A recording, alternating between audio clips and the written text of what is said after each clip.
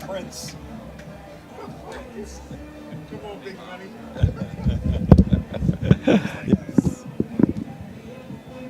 No, ankle.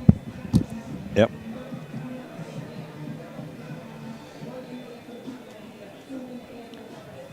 Someday we'll get the real story on the whole DeGennaro thing. I mean, not even. He's home because he went to go see doctors in Jersey or his something. His own doctors. He seems like that type of kid to me, though.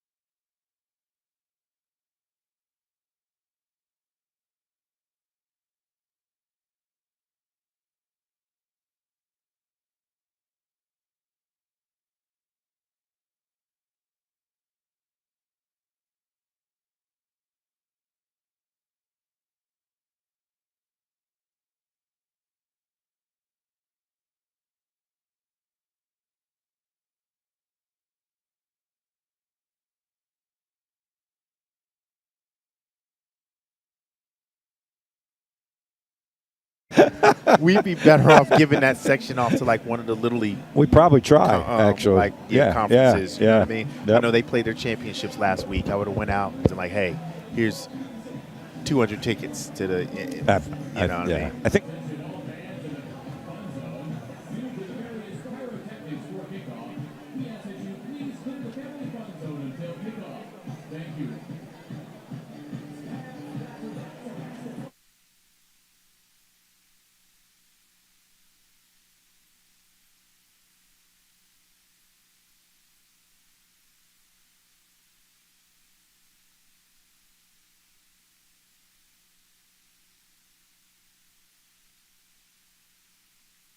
Two-point conversion from the On a Sunsplash.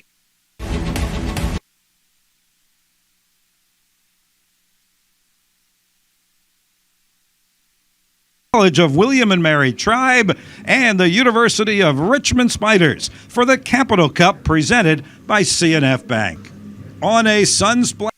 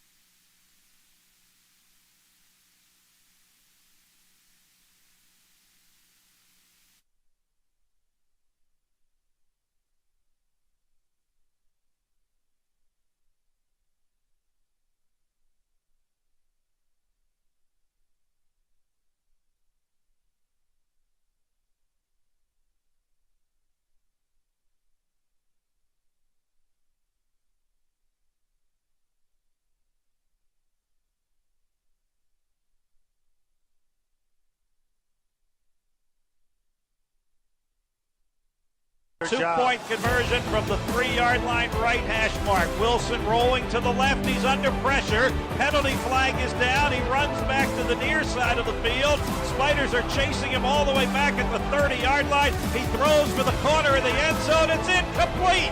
The 2-point conversion is no good. The Spiders hold on to win 27-26.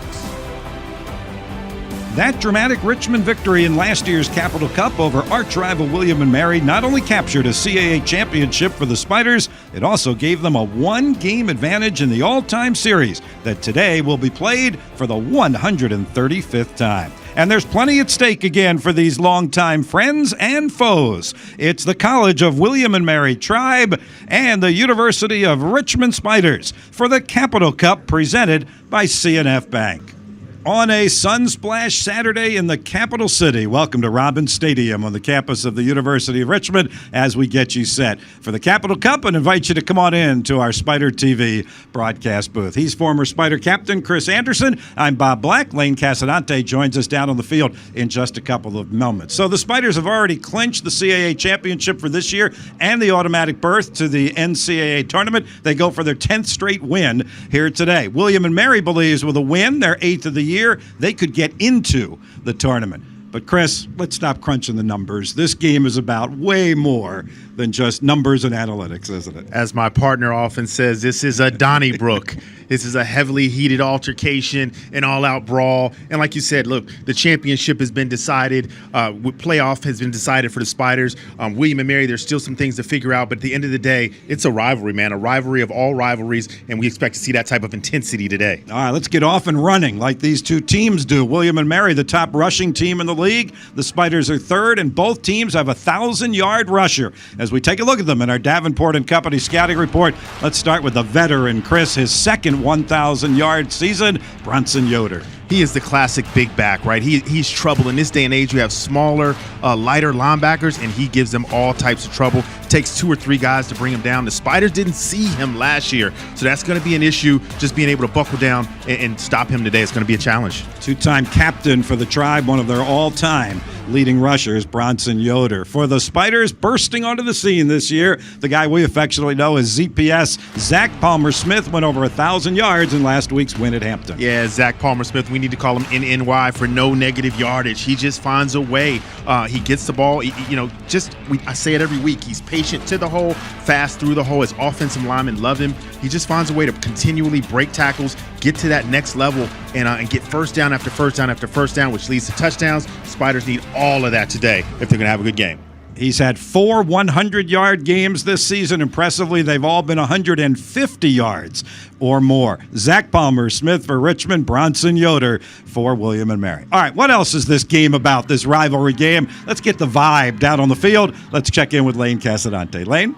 Yeah, good afternoon, guys. You know, for 135 years, Richmond and William & Mary haven't always met as conference opponents. For the last few decades, they have. That's going to end today with Richmond moving to the Patriot League. Both of these head coaches say they really want to keep this rivalry going for obvious reasons. And next year, it will be the final game of each of their seasons. After that, it'll probably be sprinkled somewhere earlier in the fall. And both of these head coaches know more about this game than anybody. This is Russ Huesman's 26th game between Richmond and William & Mary all time. He's 21-4 in those. This is Mike London's 20th game. He's 9-10. So both of these coaches, as either players, assistants, or head coaches, know exactly what is on the line today. Guys? You are absolutely right, Lane. Both coaches all week long have said one thing. It's all about the cup. Does the cup go to Williamsburg, or does it stay in Richmond? Let's begin to find out. It's Richmond and William & Mary on Masson and Flow Sports.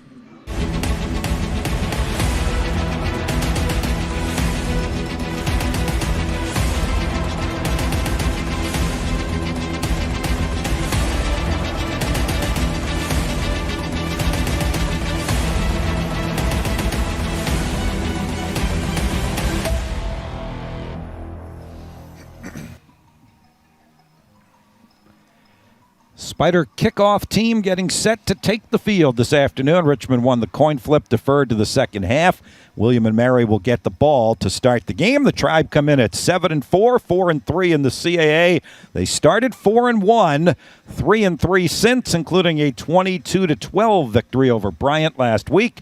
The Spiders, ranked number 7 and number 10 in the nation, are 9-2, 7-0. In the CAA, they have won 9 in a row. That's their longest winning streak since Chris Anderson's bunch back in 1998. It's been a while, but this team reminds me a lot of that team. They started off 0-2. My 98 team started off 0-2. At some point, figured it out, won some big games, won some close games. Spiders hoping to bring it home today. Sit back, relax, and enjoy the Capital Cup presented by C&F Bank. And how about that presentation to start the game by the Spiders? Zach Chambers on special team with a rock'em sock'em hit to set the tone for this afternoon's contest. If you weren't sure if this was a rivalry, you should get it now. That's a slobber knocker right there.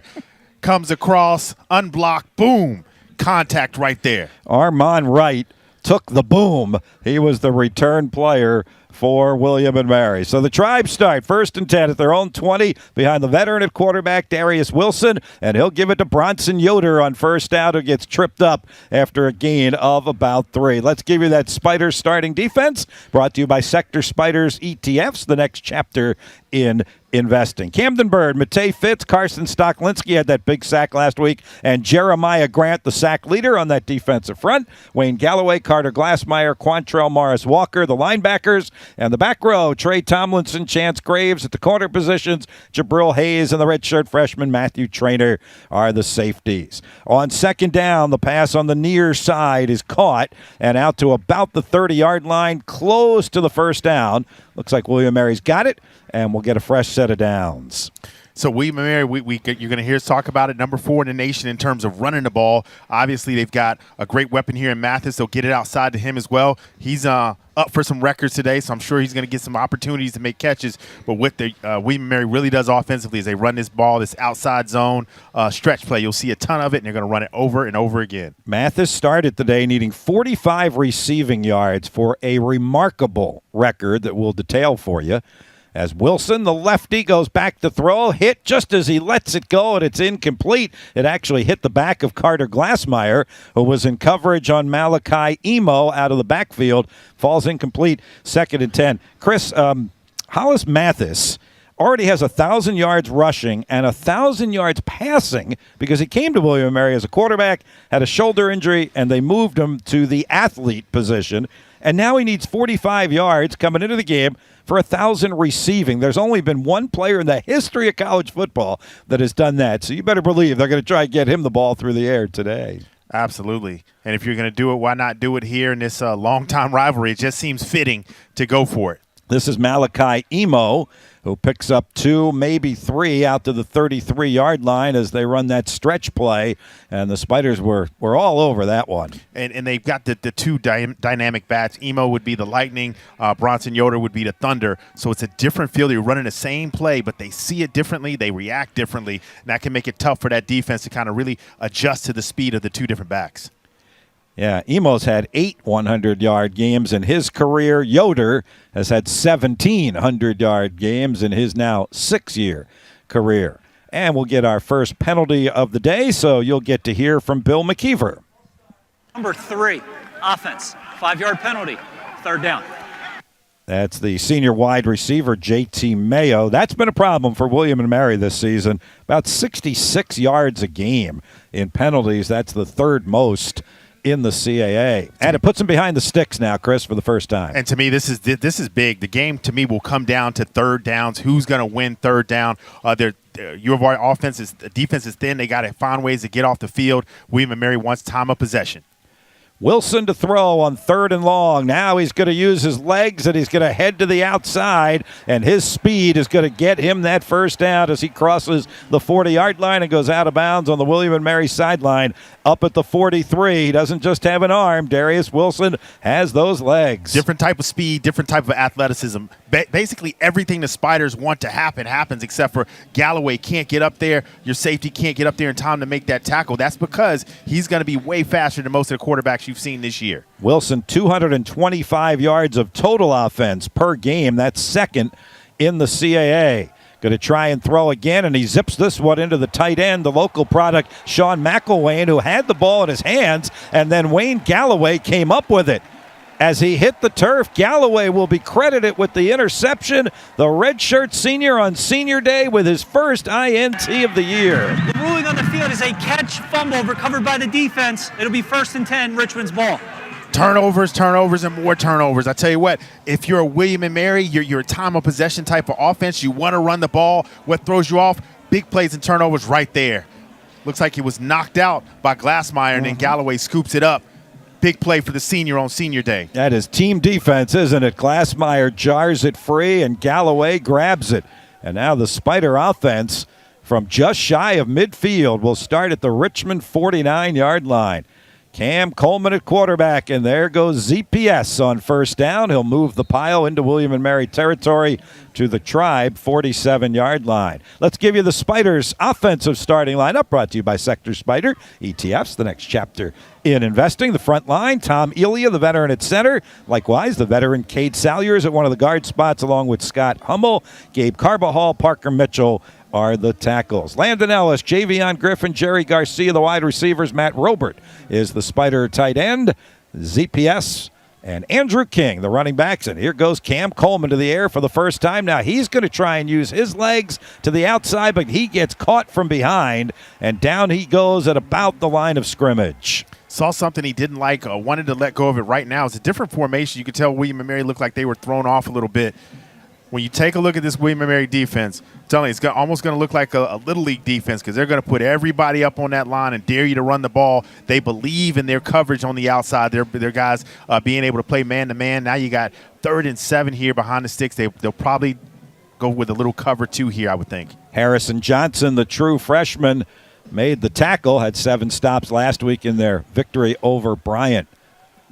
3rd down and 7. Coleman back to throw. Here comes the rush. He fires for the sideline, and in traffic, that one is caught at the first down marker. And forward progress, I believe, will give the Spiders a first down for Javion Griffin. J5 with his first reception of the afternoon for Richmond. The Spiders wide receiver with his 16th catch of the year.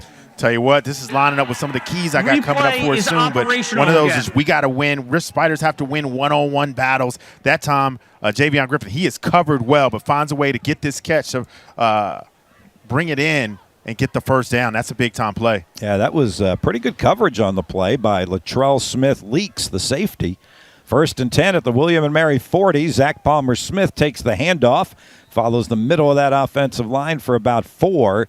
To the Tribe 36-yard line. Richmond averages about 195 yards per game on the ground, 390 yards of total offense. And, of course, Zach Palmer-Smith, second in the CAA at 104 yards per game. And, Chris, how about the way he went over 1,000 last week? First play from scrimmage, reels off 54 yards. Hey, that's the way you do it. And if you looked at that first play, there was no hole but plenty of push. And that is a tribute to that offensive line doing a good job. Cam Coleman comes out here. Oh, he slips out of a tackle. A little pump fake gets him to the outside. He uses his legs and is shoved out of bounds at the William & Mary 33-yard line. Took a hard shove onto the Tribe sideline, but pops right back up. Heads back to the huddle. That's a part of his game that we don't hear a lot about. You know, just being able to shed tackles and make people miss, get to the outside and turn what should have been a big negative gain, into basically getting back to the line of scrimmage, maybe actually picking up a couple yards. That's a part of his game that we've seen more and more of. Here's the stat that personifies that, Chris. 222 yards of total offense per game for Cam Coleman, which is 3rd in the CAA, just behind Darius Wilson of William & Mary. And you're right, we don't talk about that a whole lot. And here's a drop ball on 3rd down by Jerry Garcia that's going to bring up 4th down. Probably should have caught this one, huh? Absolutely. Put it right in his breadbasket. That would have been a first down.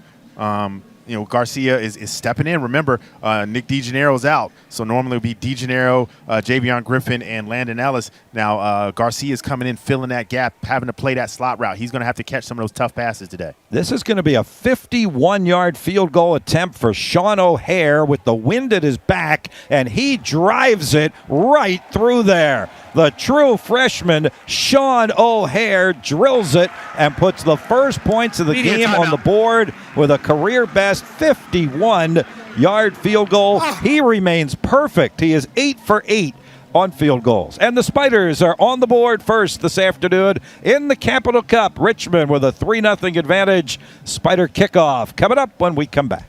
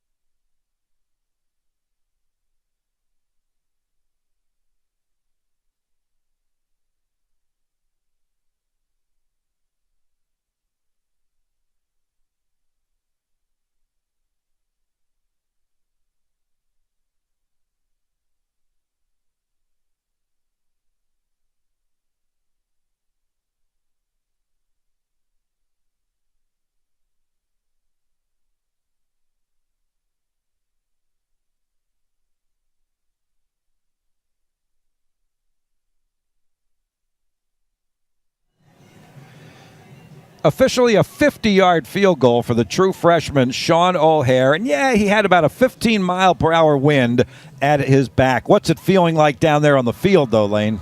Well, O'Hare's field goal would have been good from 55. He had plenty to spare on that. And while he did have something of a helping wind, it's swirling around down here. So while it's helping, it may help to the left at 1 minute and then to the right at the next. So still not an easy day for kickers. You can see the Robins Stadium, Commonwealth of Virginia, and 2008 National Championship flags flapping in the breeze here at Robins Stadium. Will McManus to kick it off. This one is relatively short, even with the wind, and it's taken by Armand Wright, who sidesteps a tackle at the 20 and bounces it to the outside, and he'll get to the 30-yard line, where he is shoved out of bounds there by Chance Graves, and the William & Mary offense back on the field. Let's get Chris Anderson's keys to the game today, brought to you by Luck Chevrolet, the Chevy truck expert since 1960. All right, at Donnybrook Cotton Battle, first one is just turnover margin. If you look, Spiders are +9 in the turnover margin. William & Mary is -3 all 4 games. They lost this year. They were on the negative side of turnover battle. Got to win one-on-ones, particularly on third down. We just saw that with Javion Griffin. And in third down scrambles, we saw it on the first drive when that QB for William & Mary takes off. He is athletic, he is gifted, and he can get outside and get yards right away. Spiders able to stop him there. But on third down, they got to find a way to win that battle defensively. Boy, they were all over him there. Carter Glassmeyer came blowing through, drops him for a 1-yard loss. Glassmeyer coming off of that 15-tackle performance last week at Hampton, and it'll be 2nd down and 11 for the Tribe, again behind the sticks where the Spider defense wants them. Now 2 running backs flank Darius Wilson out of the gun. See if he sends anybody in motion here on 2nd 11. He keeps them there. And we'll hand it to Emo, who looks to turn the corner, and Glassmeyer diving at his ankles. Make sure he goes out of bounds and only up at the 31-yard line. Able to stretch that out. Spiders, if anything, they're a fast defense. Those linebackers cover. They don't just come downhill. They go east and west as well. Just Emo's that type of back. He's looking for a place to cut it, but Spiders just keep stringing it out, making him go east and west. Eventually runs out of field and has to go out of bounds. Makes it 3rd and long here, 3rd and 9. Spider defense gives up only about 133 yards per game on the ground, which is 3rd in the CAA, going up against this CAA best rushing attack of the Tribe. Might be a passing down here on 3rd down and 9. No, they're going to give it to Yoder, and Yoder is going to get crunched from a couple of sides at the 34-yard line. This Spider defense has been a blue brick wall here at the start of the game, and this will be a 3 and out. I'm telling you, that seems like a crazy call, but I have seen William & Mary 3rd and 9 go for it and make it right there. Now, my eyes were definitely on Wilson taking off, but they decided to run the ball, give the Spiders a chance. Ruben Anderson, the senior to punt, he's had a really good year, averaging 44.5 yards a punt, and he drives this one into the wind. Kwanye Vini backpedaling to the 20 to come up with it. He's going to try and get to the outside. He does to the 25, up to the 30, and he'll give the Spiders some pretty good field position here. Out across the 30-yard line goes Kwanye Vini, who has become the Spider punt returner, Chris, in the absence of Nick DeGennaro. We should mention that Nick is out, will not play, has that ankle injury, and the Spiders' Kwanye Vini does a nice job. Just the second punt he's returned this season. Yeah, this is a good return. I tell you what, the William & Mary, he boots it a long way, but he doesn't have a lot of air under it, so there's only really one person down there. Kwanye Vini, the job of a punt returner, can you make one guy miss? He makes the first guy miss, gets a nice block, and picks up about 12, 15 yards. Now Cam Coleman, who is 12-0 as a starting quarterback for the Richmond Spiders. He was 4-0 last year. He is 8-0 so far this year. Starts 1st and 10 at the 34-yard line. He's on the roll. He throws, and a juggling catch up at the 40-yard line by Jerry Garcia. There was a high degree of difficulty on that one as he juggled to catch it and stumbles out of bounds at the 44-yard line. Pickup of 10 and a first down. Yeah, high degree of difficulty because your linebacker is right there. He almost knocks that down. So visually, Garcia doesn't have can't see much of that. He dropped the easy one earlier and somehow makes this one. This is a tough catch. Gets that hand out there, secures it, picks up the first down. Out to the 44, Garcia's 27th catch of the season. That's Robert, the tight end, coming in motion. The handoff to Zach Palmer-Smith. He has a burst across midfield and into William & Mary territory at the 48, a pickup of 8 for ZPS. This is what the Spiders want. That's what the Spiders want. It's almost like today they're throwing the ball just to open it up, just to make William & Mary do some different things. But at the end of the day, they want to get the ball in the hands of ZPS and watch him pick up 8-9 yards a carry. Can pretty much do anything you want here on 2nd down and 2 from midfield. Spiders will move those chains as Zach Palmer-Smith gets them the first down to the 44-yard line. Chris, I mentioned Cam Coleman 12-0 as a starter. 8-0 this season. One of the main reasons, in his first 2 games this year, he threw 3 interceptions. In the last 7 games, he's thrown 1 measly interception. And look, so we saw earlier where his first option wasn't there, second option, he almost got sacked, but he's holding the ball and really just making quality decisions, but he also knows when to let it go. He's 1st and 10 at the William & Mary 44. He's going to run it himself straight up the middle of the field. Dives inside the 35 and down to the 34. A pickup of 10 for Cam Coleman and a Spider first down. Again, showing us he's not just an arm quarterback. He can use those legs. And I love that when we do this, the goal isn't to run him a ton, but you got to run him 5 to 7 times a game to keep that defense honest, open it up when you want to do some different things, when you want to RPO, when you want to fake it, he's got to keep it every now and then. How about back-to-back plays? As Winston October, the Spider offensive coordinator and a former William & Mary assistant coach, calls back-to-back Cam Coleman runs. This one picks up 3. A lot of guys coaching-wise have been on both sides, including the 2 head coaches have been on both sides of this rivalry. So the situation with October is not uncommon. Interesting what Lane reported on the pregame about the records of these 2 guys. Now, Mike London, 4 of his was as a player for the Richmond Spiders and then an assistant and now the head coach. Coach Huseman's all coming as either an assistant or a head coach. Here's Landon Ellis with his first reception of the season and number 1 on that crossing pattern, one of his favorite routes, gets down to about the 25-yard line. Number 1, Chris, has become the number 1 Spider wide receiver, hasn't he? That's his 37th catch of the year. He knows it. He's aware of it. And, again, on this play, you got to give some love to that offensive line. That catch, it's almost impossible to stop when the quarterback has time because you're dragging all the way across the field. Catch it, make that linebacker miss. He does take a shot, but I tell you what, he knows the rule. Quick look at Mike London there, former Spider player and now head coach of the Tribe in his 6th season at William & Mary, and he has guided them now to 4 consecutive winning seasons. That's the first time they've done that since the Jimmy Laycock era back in 92 through 99. Spiders down in the red zone here. Again, finding a hole. That's what I'm talking about. That one step. There's a hole. He takes his time. He breaks through it, gets to that next level, takes a shot, and still manages to fall forward. Spiders in the red zone.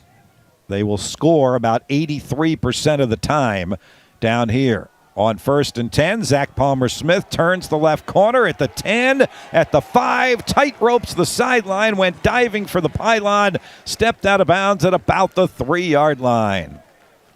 Couple things here. Again, first of all, the Spiders are down here. They got to score, but I love this. On the outside, don't hold, trust your back. So he almost lets go, but he trusts Zach Palmer-Smith is going to get outside and be able to get to that corner, and he delivers the blow on contact. Boy, we got you covered on some great camera angles. What a great look on the opposite side of the field from our field-level camera. Zach Palmer-Smith coming right into your picture. So many tackles would have held on that play.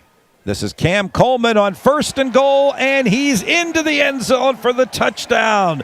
Cam Coleman rushes it home himself for his 5th rushing touchdown of the season, and the Spiders extend the lead. Just a quarterback follow here. Again, give Coach October some love on this one. You know that play's been in the playbook, but we haven't seen it. All eyes, everybody's coming down on Zach Palmer-Smith as they should, and then right behind him is Cam Coleman keeping it, goes right into the end zone, almost untouched. Take a look at this. Zach Palmer-Smith, really. He looks like he's going to get the ball, but comes in as a lead backer. As a lead blocker, and leads Coleman into that end zone. It has been a great start for the Richmond Spiders. Sean O'Hare remains perfect on PATs, now 6 of 6. And the Spiders have opened up a 2-score lead here in the first quarter. 2:01 to go as Cam Coleman goes into the end zone. First quarter, Richmond up 10-0 in the Capital Cup, presented by C&F Bank.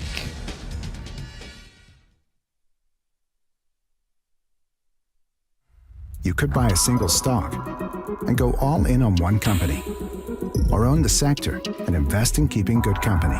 Is it so radical to be so rational? Before investing, consider the fund's investment objectives, risks, charges, and expenses. Go to sectorspiders.com for a prospectus containing this information. Read it carefully. Sector Spiders, the 11 sectors of the S&P 500.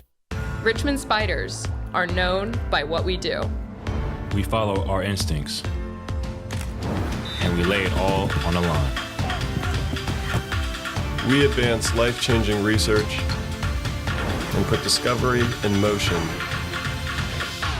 We take the lead, and we go the distance.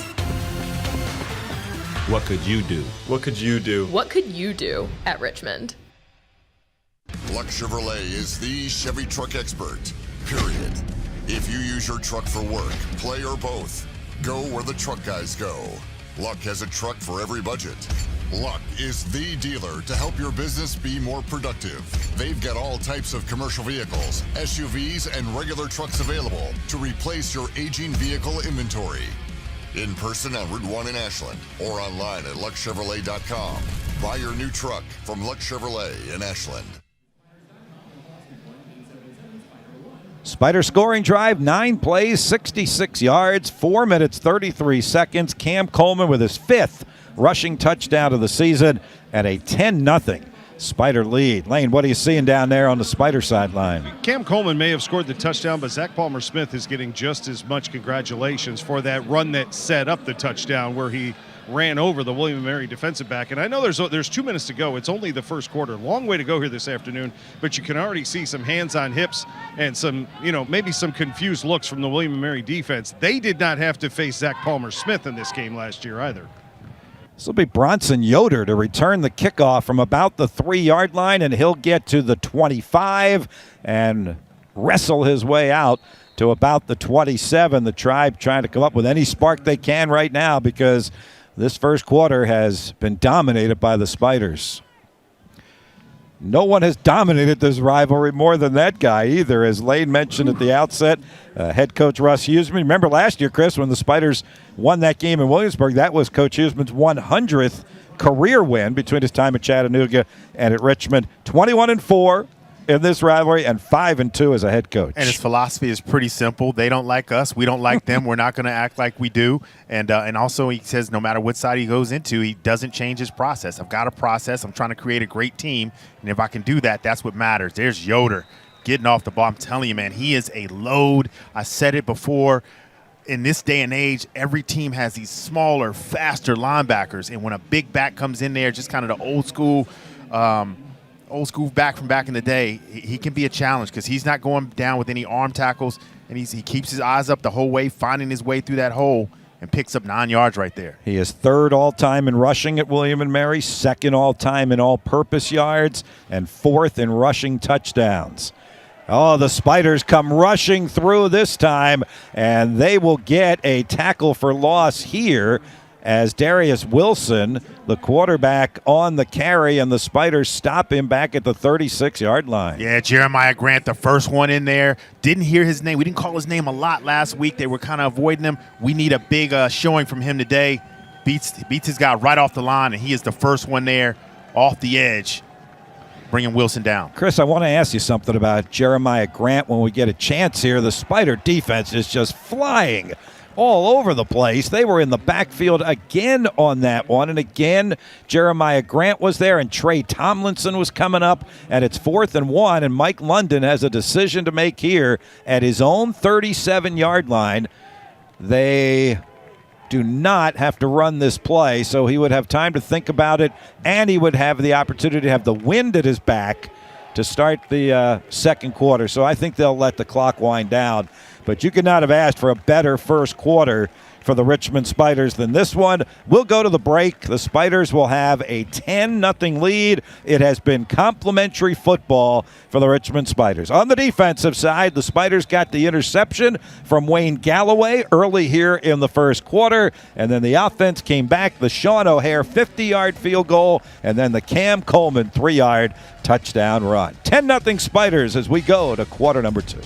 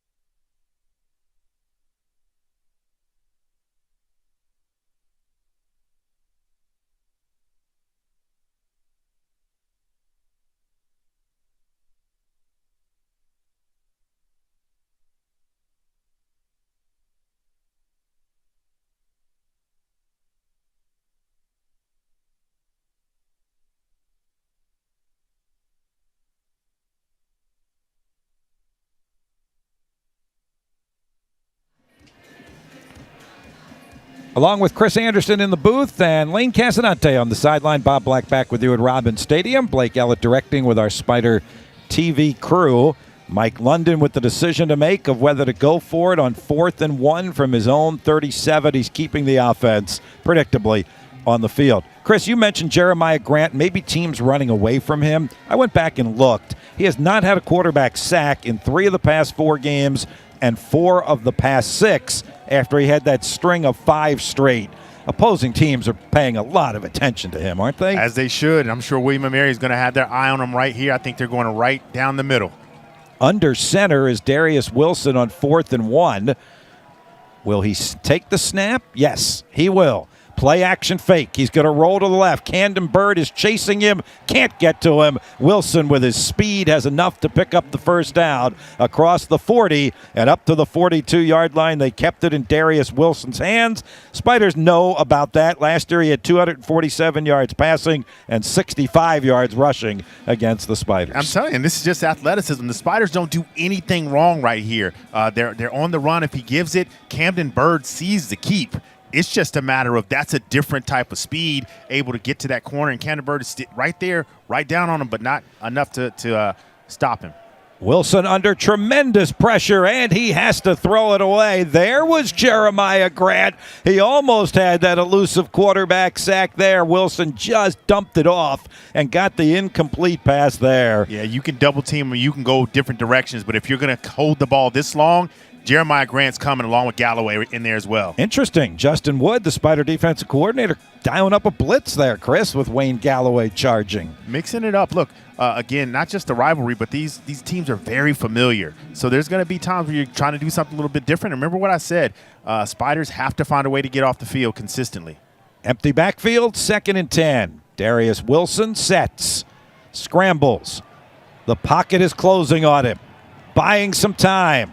To the outside and finally nudged out of bounds by Camden Bird. Carter Glassmeyer was trying to line him up as well. That Spider defense is going to be chasing him all afternoon. But there is a flag on the play in the area where you normally get defensive holding. So this likely will go against the Spiders. Holding, it's gonna number be on 9, Galloway. defense. 10-yard penalty from the end of the run. It'll be 1st and 10. Yeah, I think that's on Galloway, number 9. You had Mathis coming across, and just linebackers not as familiar in space, just trying to secure and bring him back in. And he's going to get that call. He's going to get that call every time. The Spiders are one of the least penalized teams in the CAA. Boy, you nailed that one, Chris. That was on Wayne Galloway. Richmond, only about 40 yards per game in penalties, which is the second fewest in the CAA. Here's Emo trying to turn the left corner, and Galloway makes up for that previous play, doesn't he? As he throws him, and he throws him emphatically. I love it because earlier Galloway makes a mistake. He comes back the next play, gets an interception. This time, Galloway gets the penalty. Next play, no problem. I'm going to fill this gap, fill this hole, and I'm bringing Emo to the ground. Senior on senior right there. Wayne Galloway, 12th in the CAA in tackles per game at about 7. One of the Spider captains, the redshirt senior, one of 20 players honored before the game, this being senior day and the last regular season home game. We're pretty confident it's not the last home game of the season, but the last regular season home game and the last CAA game for the Richmond Spiders today before they make that move to the Patriot League next season. I'll tell you what, I love Galloway's game. I say it every week. Just, great in the pass and great in the run. Just a balanced linebacker. 2nd down and 10. And this will be a direct snap. And they're going to pitch it back to the quarterback, Wilson, who comes to the near side. And there's Galloway and Tomlinson, 2 names we have called today. Chris, it was interesting this week as we talked with Russ Huseman and some of the players. Will William and Mary pull out all these gadget plays this week? Last week of the regular season, rivalry, playoffs on the line. And Russ Huseman said their whole offense, and I don't mean this in a negative way, is what Russ said, is about gadget plays. They're just so creative on offense. There's not much more in the kitchen sink that they can throw at a defense. They're gonna run 5 or 6 a game, so that's just part of what they do. No surprise. Here we go.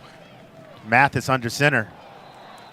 And then before the snap by Ryan McKenna, the center. Now, did he move the ball or did the Spiders move offside? But there was a classic example of it, right, Chris? They had some wrinkles on that one. And Fitz didn't look like he jumps. He looked like he decided to push. So he saw something. He saw some movement, which made him then knock the center over. He seems pretty confident that it's going to be against William & Mary. Let's see what the referee's saying. They're having a conversation.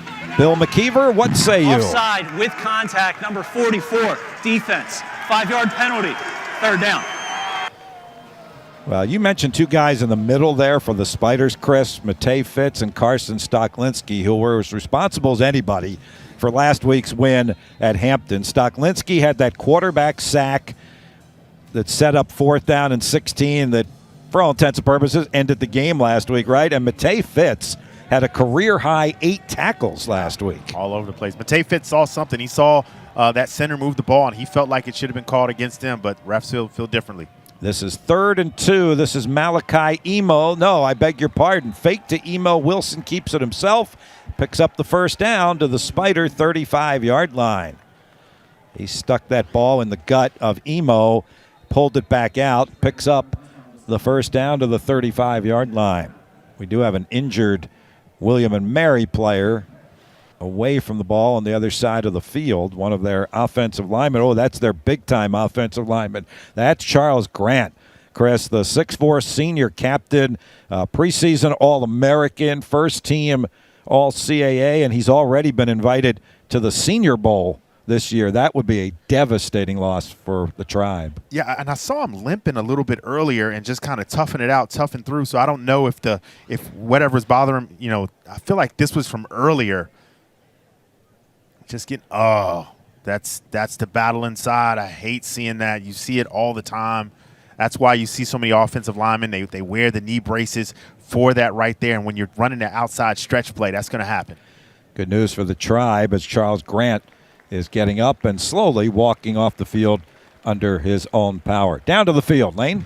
Yeah, you mentioned that Charles Grant was invited to the Reese's Senior Bowl. He actually got the first invite of anybody to go to the Reese's Senior Bowl, and he is also nominated for this year's Bill Dudley Award, emblematic of the best Division I college football player in the Commonwealth. That is quite a compliment, Lane and Chris, when you get an offensive lineman in those accolades and categories, right? Absolutely, and I'm sure, everybody knows that you're getting everybody's best every week and to show up and to keep playing. And look, we saw how ugly that looked. He's on the side kind of smacking hands. I got a feeling he'll be back in the game soon. He has that swagger about him. 1st and 10 for the Tribe at the Spider 35, starting to put together a nice drive here. Wilson is back to throw. Here he's hit just as he lets it go for the side, and Mathis makes the catch and then dropped it. He did not catch it on the sideline. He couldn't hang on. Hollis Mathis down there inside the 10-yard line. I think they'll take a look at it, but I see what I get both sides. Look, you do have to secure it and bring that all the way in, and we see the ball come out. I'm sure they'll take a look at it.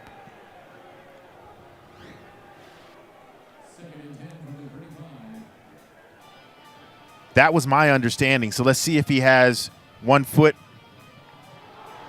Oh, okay.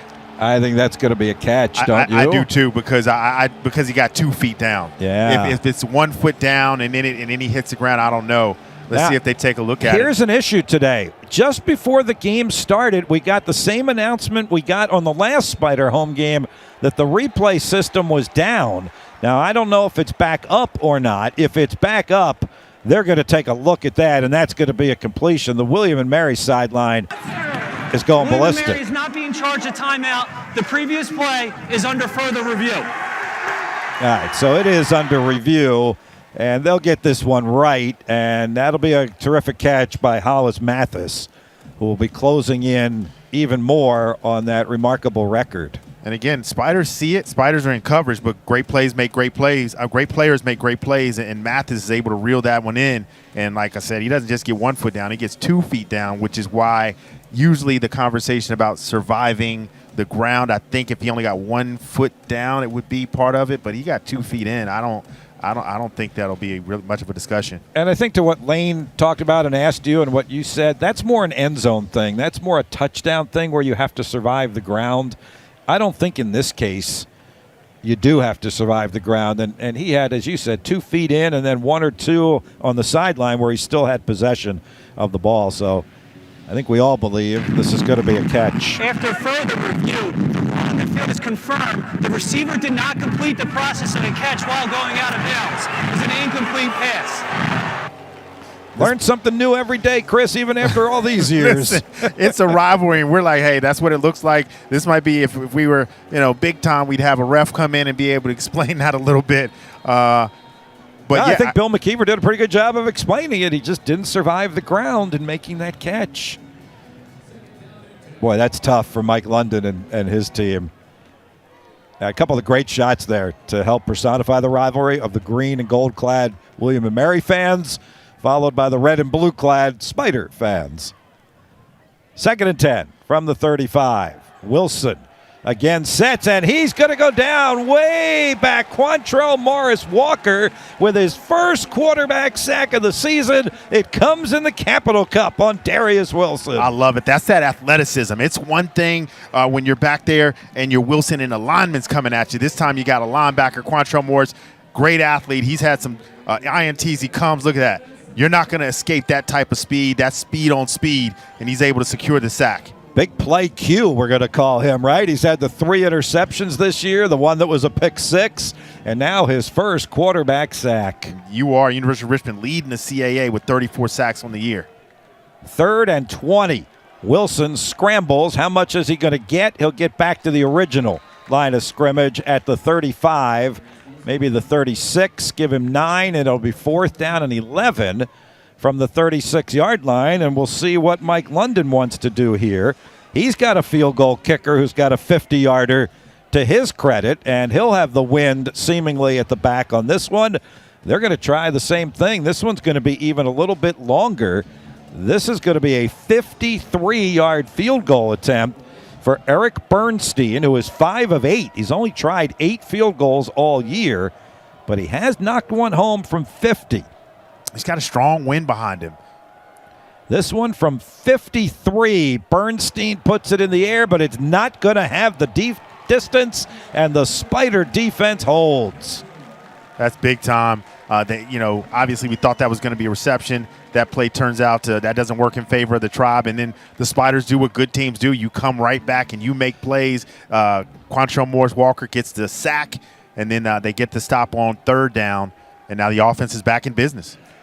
Pretty good field position coming here also for Richmond. So Bernstein misses for just the 4th time this year. That was a mighty long one, though, from 53 yards out. He's a young man who's actually on his 4th school. Kicked at Monmouth, Rutgers, Towson, and William and Mary. The well-traveled Eric Bernstein. And that's the day and age. Yes, it is. That's not the first time we've said that. Nope. I feel like we say it almost every week. Spiders start at the 36. This is King, the true freshman, spinning out of a tackle in the backfield, and he's going to get close back to the line of scrimmage. He's going to lose about a yard. It could have been 4 or 5 on that play. Andrew King, the true freshman running back, with his first call today. That's the most exciting negative 1 yard run you're going to see, because you're right. This should have been a sack right there. Offensive lineman, when you see that, somebody missed a block, but he's able to, again, running backs, they help the offensive line out sometimes and keeps his drive going. Yeah, Mike Malone had him wrapped up, the senior defensive end, and King squirmed out of that. But then the senior captain linebacker, Quinn Osborne, who had 10 tackles last week against Bryant, got one there. 2nd and 11 for Cam Coleman and the Spider offense. Wants to go to the air. Here comes the rush, and he's going to go down. This is going to be a William and Mary quarterback sack all the way back at the 26-yard line. Yeah, and this is just great execution right here. Oh, that's Jonathan Hammond, right? The Davidson transfer with the quarterback sack. He has 5.5 now on the season. And, Chris, he was the guy that Mike London was telling us yesterday they brought in to replace John Pius, who was one of their great defensive players who went into the transfer portal and went to Wisconsin, and they brought Hammond in, and he's had a solid year. Yeah, he looked great on that one. That was just one-on-one versus Parker Mitchell, and he won that battle with the spin move, a clear run to Coleman. Coleman just takes the sack. I think Spiders thought they might just run it and get it on out of there. 3rd and 19. Coleman wants to pass it. He does, out into the flat. This one is caught by Javion Griffin. He'll get back to the original line of scrimmage and then get thrown down on the Spiders sideline. But it'll be 4th down and punt time for Aaron Trussler, who will be coming on for the first time in the game. I heard him on the coach's show this week. He did a great job. Family was in. I just always love his perspective. I'm like hearing punter / future businessman. He handles himself very well when you put the mic in front of him. Now, one of the things he talked about was punting when the other team puts 2 return guys back on him, which they're doing here. Carson Jenkins, who had a 90-yard punt return for a touchdown last week, and Drayshawn Kendrick. This will be fair caught, which is something Trussler does a great job of doing, and it'll be at about the 24-yard line with no return, and that's what Russ Huseman looks for the most, right, Chris? Aaron Trussler's net average is over 42 yards a punt, which is best in the CAA and fourth best in the nation. And we got a timeout before William & Mary gets the ball. Just a second under 8 minutes to go. Second quarter, Spiders by 10.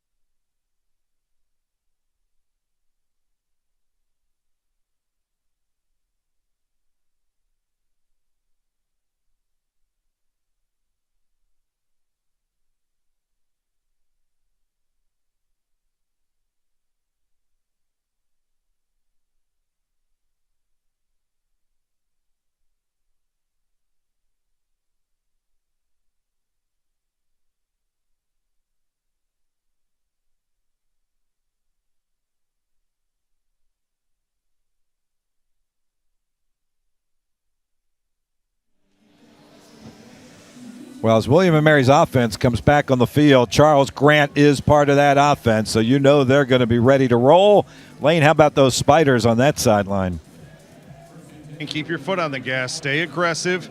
William & Mary had a little success on that last drive, ended in a missed field goal, but the Spider defense is reminding everyone to just stay aggressive against this, as you guys mentioned, multiple offensive threat. And there is big Charles Grant. He's back in there at that left tackle position. Darius Wilson goes to work. That's Yoder on his left hip. Wilson's going to look to throw over the middle. Then he's going to scramble and run to the sideline. There is a penalty flag down, so this one is likely coming back as Carson Stoklinski got entangled there with one of the William & Mary offensive linemen. Holding, number 72, offense. 10-yard penalty, first down. Caden Lynch, sophomore left guard, on the penalty, and that'll bring this one back.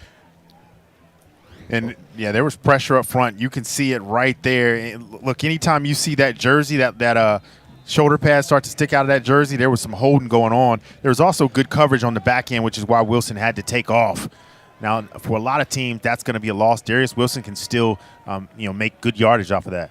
On first down and 20, he's going to fake the pitch and run right into Wayne Galloway, who is having a day on his senior day, isn't he? He wraps up Wilson, no gain. Having a day. This is a I watch film too type play here. Galloway is in a perfect position, kind of daring Wilson to, hey, whatever you do, I'm here. But, if you pitch it, I'm still with you right here. He's looking Galloway right in the eye. Galloway doesn't fall for that at all. He knows his responsibility. Wilson is dangerous. I'm staying with him no matter what. And that's exactly what he does right here. Good feet. So second down and 20. Wilson runs some option to Emo, looking to turn the left corner to the sideline. The Spiders set that edge. Quantrell Morris-Walker is there with teammates to bring him down after a short gain. It's been a good day for the Spider linebackers, hasn't it? Really has been. They're showing their speed, and a lot of teams. So this is what William & Mary does. They're going to run option. They're going to run outside zone. They're going to test the outside of your defense. But I'm telling you right now, that's a strong part of this defense because these linebackers can run, and they just keep stretching it out. You see Jabril Hayes coming down in the alley and makes a tackle. So third down, William & Mary's been really good on third down, but this is third and more than a challenge here, and Emo is just going to get what he can to about the 26-yard line, and the Spiders are all over him. Quantrell Morris-Walker, again, Chris, William & Mary came in 50% success rate on third down, best in the CAA. And remember, last week, the Spider defense struggled, right, on those third down conversions against Hampton, was 13 of 18. Russ Huseman got the defense's attention on those plays. Here's a bobbled snap of the punt. The pass is made, and coming up the near sideline and close to the first down. Let's see if they got it on a busted play. They did not at the 31-yard line. The snap back to the punter, Ruben Anderson, went through his hands. Let's take a look. There's a flag on the play. Let's see what the call is here. Holding number 59, kicking team. That penalty be declined. It'll be 1st and 10, Richmond's ball. Oh, this is great. This is another big play. We've seen the defense get a turnover. Now you got your special teams getting a turnover, and really this is an unforced error. Can't have this at all if you're William and Mary. Just, punter's got to secure this and get it off. Goes right over his head. Now he is kind of Johnny on the spot and does manage to get rid of the ball and almost picks up that first down. But again, the Spiders are in good position. Short field again for the Spiders. So you're right. The punter Anderson, made a little something out of nothing as he threw the ball out there to one of his up blockers there, Tyson Garrett, backup running back.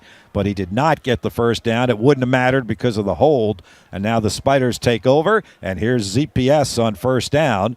William & Mary's defense does a good job, but the Spiders have their own version of the tush-push. It doesn't come on the snap. It comes towards the end of the play, and they pushed ZPS to the 25-yard line. But that only works when you have a back who can stay up and keep his legs moving. Right there, still up, staying up, and now his legs are moving. Now you get support from the back. That only works when you got that type of back. Well, you mentioned, what were the 3 letters that you used? NNY, no negative yardage. 19 all year. I mean, he's had 225 carries this year and only 19 negative yards. This won't be negative yards again. It'll be just a short gain. He'll be about a half a yard shy of the first down. It'll bring up third down and very short. Last week, for an example, Chris, ZPS had 166 yards, 27 carries. He had 1 negative yard. But look at this play right there. Osborne comes right down there. That should be a loss. Mm-hmm. That should have been a tackle in the backfield. Somehow ZPS just consistently breaks those tackles, and he only picks up 2 yards, but that should have been a 2 or 3 yard loss. Like I said, Osborne comes in untouched, flies in, sees it, does everything right, but can't secure the tackle. Spiders 2 for 4 on third down. This is 3rd and 1. Cam Coleman's going to do it himself. He has the first down as he wrestles his way to the 11-yard line. Strong running by the Spider quarterback. Same play we saw ran down in the end zone, just that quarterback follow. Everybody's looking at ZPS, but he actually becomes a blocker. Cam Coleman cuts off his butt, gets into the hole here. Only thing I want to see him is tuck that ball away once you get that first down. Got to become a running back to put 2 arms, 2 hands on that ball. Spiders can get a first down here. The ball at the, well, I guess not. They're marking it exactly at the 10. First and goal for the Spiders at the William & Mary 10-yard line. It's Zach Palmer-Smith over the left side of the offensive line and gets down to about the 7, where it'll be second down and goal. Spiders looking to punch it in the end zone and increase a 10-0 lead as we approach 3:15 to go, second quarter. A red zone. I'll tell you what, when I look at this Spider team, and I've been here a little bit, but just in the past few years, they just consistently have gotten better at getting into the red zone and getting points. And now the next thing is not just to get a field goal, but see if you can get in that end zone. Second and goal from the 7. Shotgun snap, Coleman to throw, and over the head of Matt Robert down there at the goal line. He was well defended anyway, and the pass goes incomplete, and it'll be third down and goal. That's a surprising call. I like Robert, but you're getting Robert against the senior defensive lineman, defensive back, Barnes, who leads the conference in interceptions, I believe. Just one of the best in the league. Yeah, he has 4 interceptions. That's 5th in the nation, and he really was draped all over Matt Robert. Really didn't have a chance at all to catch that one. So I think this is a definite throwing situation here. Like that dig across the field, but if you want to run that, you got to be able to protect your quarterback. Garcia and Allen to the right. Blitz coming. Robert, Javion Griffin to the left, and the pass to the Spiders' Landon Ellis gets him to about the 3-yard line. It'll be 4th and goal, and reluctantly, Russ Huseman is going to bring the field goal unit on. Chris, this is one area where the Spiders have struggled in the red zone. Richmond has kicked 14 field goals in the red zone, by far the most of any team in the CAA. Now, they're getting points, but you also know how many they've left on the field this season. Absolutely, and it keeps teams in the game. I mean, if you're defensively, there was just a huge turnover that put your defense with their back against the wall.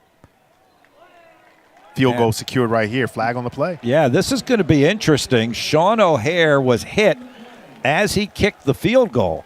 So that's going to make it an automatic first down, right? And it should be 1st and goal for the Spiders if this is an automatic first down on a roughing the kicker penalty. Let's see the conversation here. If it's not an automatic first down, it would be 4th and goal from about the 2. I don't know if Russ Huseman would take points off the board or not. Oh, yeah.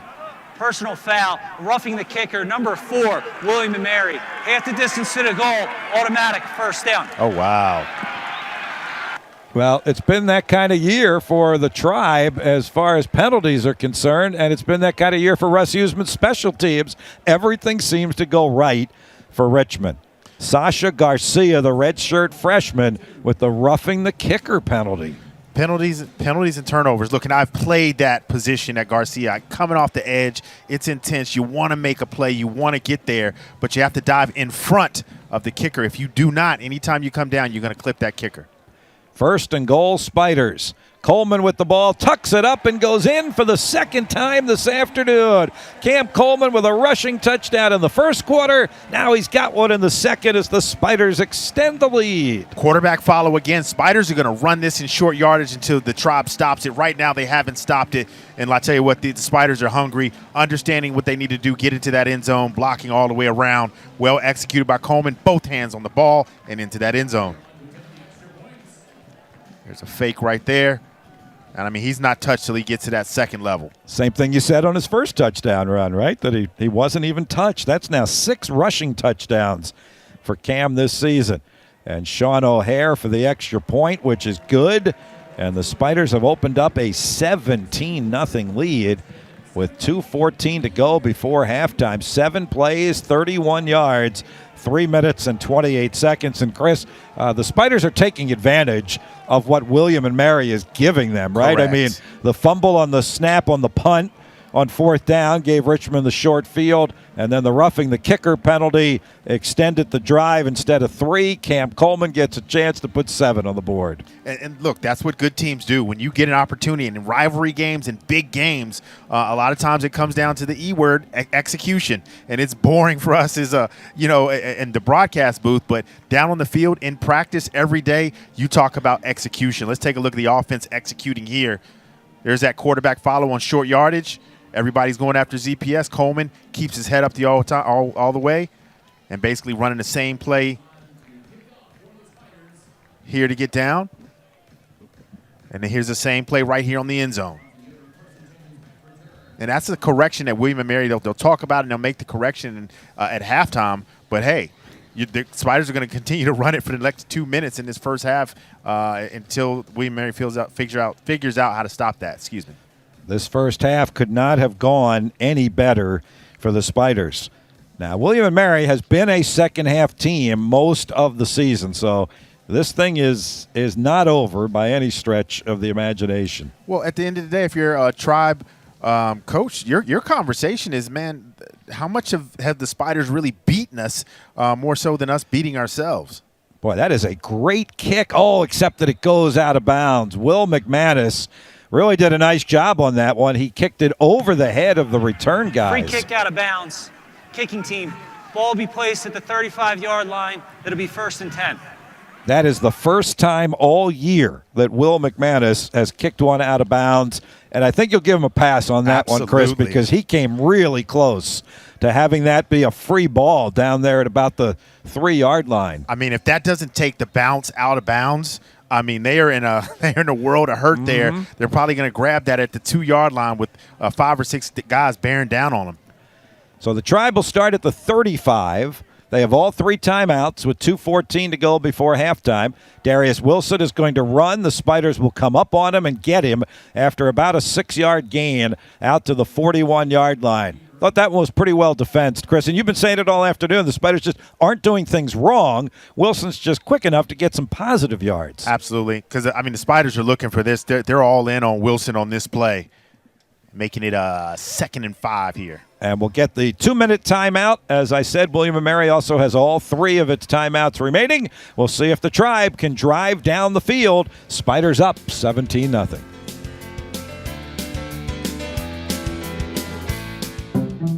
It takes attention to detail.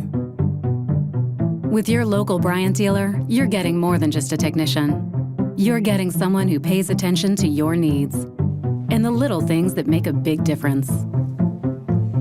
It takes a dealer you can rely on. And to keep your family cool this summer, let me show you how this works. It takes Bryant. Bryant. Whatever it takes.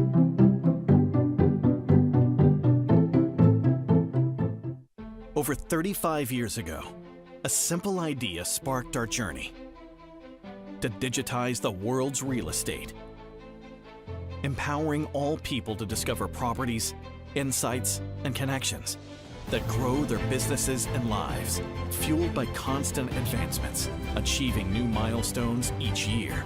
We're transforming an over $300 trillion industry. Imagine what we'll do next. If you're looking to buy or sell a home in Richmond, trust Cabell Childress. He's my personal realtor. He truly lives up to his motto of personal attention, proven results. We had a really successful experience working with the Cabell Childress Group, and we would do it again in a heartbeat. Cabell Childress and his team handled all aspects of our buying and selling experience, making our process stress-free. They had a personalized game plan and followed it to success. And I appreciate that old-fashioned hard work. We know the Richmond real estate market, and that will get you a competitive advantage.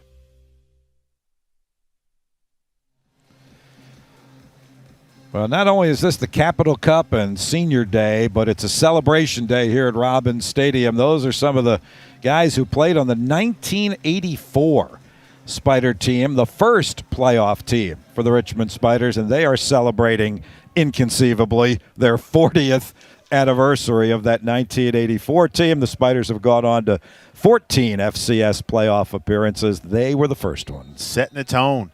And you get a feel of 14 out of 40 years. 2nd down and 4 for William & Mary at the 41-yard line. Wilson will hand to Emo, tries to slice through on the left side. Got a couple, and that's it. Chris, we haven't seen much of Bronson Yoder from the line of scrimmage. He's had only 4 carries this afternoon. And they rotate both backs, so both backs are going to, usually at the end of the game, they almost have the same amount of carries. On 3rd and 2, Emo's going to get it, and the Spiders are going to get him before he can even get to the line of scrimmage, let alone the first down. I think Matei Fitz was the first one in on him this time and wrapped him up. And that is the difference. Emo is lightning. You don't have that thunder. If he has a hole, he's going to break it. But there's no hole right here. Just a ton of Matei Fitz coming through right there. Not much you're going to do with the small back against the defensive lineman there. Matei Fitz does a good job. William & Mary will punt it away here on 4th and 2. Clock running will be under a minute by the time they punt it. The Spiders have all 3 timeouts remaining. Here comes the punt. It's a booming high kick.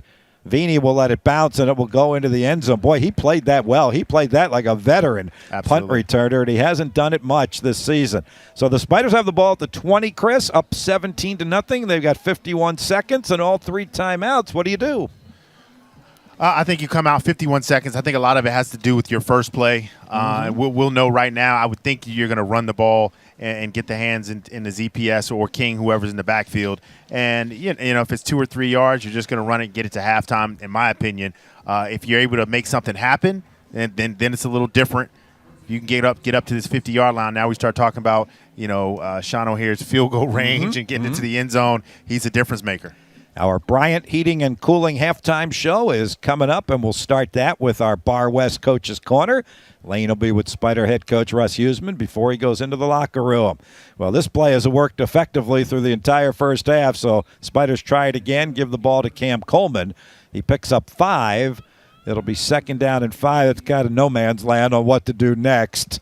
And I think the Spiders are going to be content to just let the clock run here and take that 17-0 lead into the locker room at halftime. Can hardly blame them for that. It's been a near-perfect first half for the Spiders. It really has. Like I said, good teams, championship-level teams, you make the most. When a team makes a mistake, you make them pay. Hand off to Zach Palmer-Smith. Got maybe a yard. Wraps both of those big, strong arms around the football so that he doesn't lose it. And that is a winning first half for the Richmond Spiders. And the home crowd should be on their feet cheering those guys into the locker room. It is a 17-0 Spider lead. They have dominated on the scoreboard, and they have dominated on the stat sheet here in the first half. We think it was a pretty good first half. Let's find out what Spider head coach Russ Huseman thinks about the way his guys played. It's our Bar West Coach's Corner. Lane? Thanks, Bob. Coach, the rushing offense, the rushing attack for you guys worked pretty well in the first half. What did you see out of it? Yeah, doing a nice job. I mean, obviously we had some short yardage plays where, Cam popped some decent runs in there. And we're running the ball pretty decent. Not bad, but defensively we're playing really well. Yeah, I was going to say, defensively, you're stopping their run. Anything you need to tweak at halftime? I don't know. We just got to make sure, man, we don't get any shots here on us, cheap plays. We got to contain Darius, which we're doing a pretty decent job. He's hard to contain, obviously, but, we just got to keep playing team defense, not give him a big play. Thanks, Coach. Good luck in the second half. All right, thank you. Bob? All right, Lane, thanks. Russ Huseman, our Bar West Coach's Corner at halftime. I think that's a head coach, Chris, who is actually pretty pleased with the way his team has played complimentary football in the first. That's about as close as you're going to get at halftime to Russ Huseman being that complimentary of his team. I'm laughing because we've seen some classic Coach Huseman halftime addresses. So, and you got to remember, he loves Darius Wilson for William & Mary, loves his game, voted for him for top quarterback in the league. So the fact that we're containing him, he's excited, but knowing that we need to do that for the second half is even more important. All right, 17-0 is the Spider lead as the teams head to the locker room here at intermission. We'll head to the break. Our Bryant Heating and Cooling halftime show is coming up. We're going to start it out by talking about this Capital Cup presented by C&F Bank. Matthew Stylberg, head of retail banking for C&F Bank, will join me here at the break. You'll find out more about C&F Bank and their terrific partnership with both the College of William & Mary and the University of Richmond Spiders. It has been all Spiders in the first half from Robins Stadium today. Whether it was defense or offense, it's been the guys in blue, and Richmond leads William & Mary 17-0. Back to chat with Matthew Stylberg from C&F Bank on our Bryant Heating and Cooling halftime show. When it comes to local sports talk, there is only one choice, 106.1 ESPN. We do it every weekday with Big Al in the morning, plus Matt Josephs and Bob Black in the afternoon. 106.1 ESPN, streaming on the iHeartRadio app. Luck Chevrolet is the Chevy truck expert, period. If you use your truck for work, play, or both, go where the truck guys go. Luck has a truck for every budget. Luck is the dealer to help your business be more productive. They've got all types of commercial vehicles, SUVs, and regular trucks available to replace your aging vehicle inventory. In person on Route 1 in Ashland or online at luckchevrolet.com. Buy your new truck from Luck Chevrolet in Ashland. When a market shift is around the corner, invest in an entire sector and get ahead of the curve. Is it so radical to be so rational? Before investing, consider the fund's investment objectives, risks, charges, and expenses. Go to sectorspiders.com for a prospectus containing this information. Read it carefully. Sector Spiders, the 11 sectors of the S&P 500. Hey, which school did she decide on? She's still only 5. Come on! I think she should go to all the colleges. I mean, where's that sticker stuff? Invest 529 accounts can be used at all public, private, and even out-of-state schools. Learn more at invest529.com. Whichever one you hit first wins. When it comes to local sports talk, there is only one choice. 1061 ESPN. We do it every weekday with Big Al in the morning, plus Matt Josephs and Bob Black in the afternoon. 1061 ESPN. Streaming on the iHeartRadio app.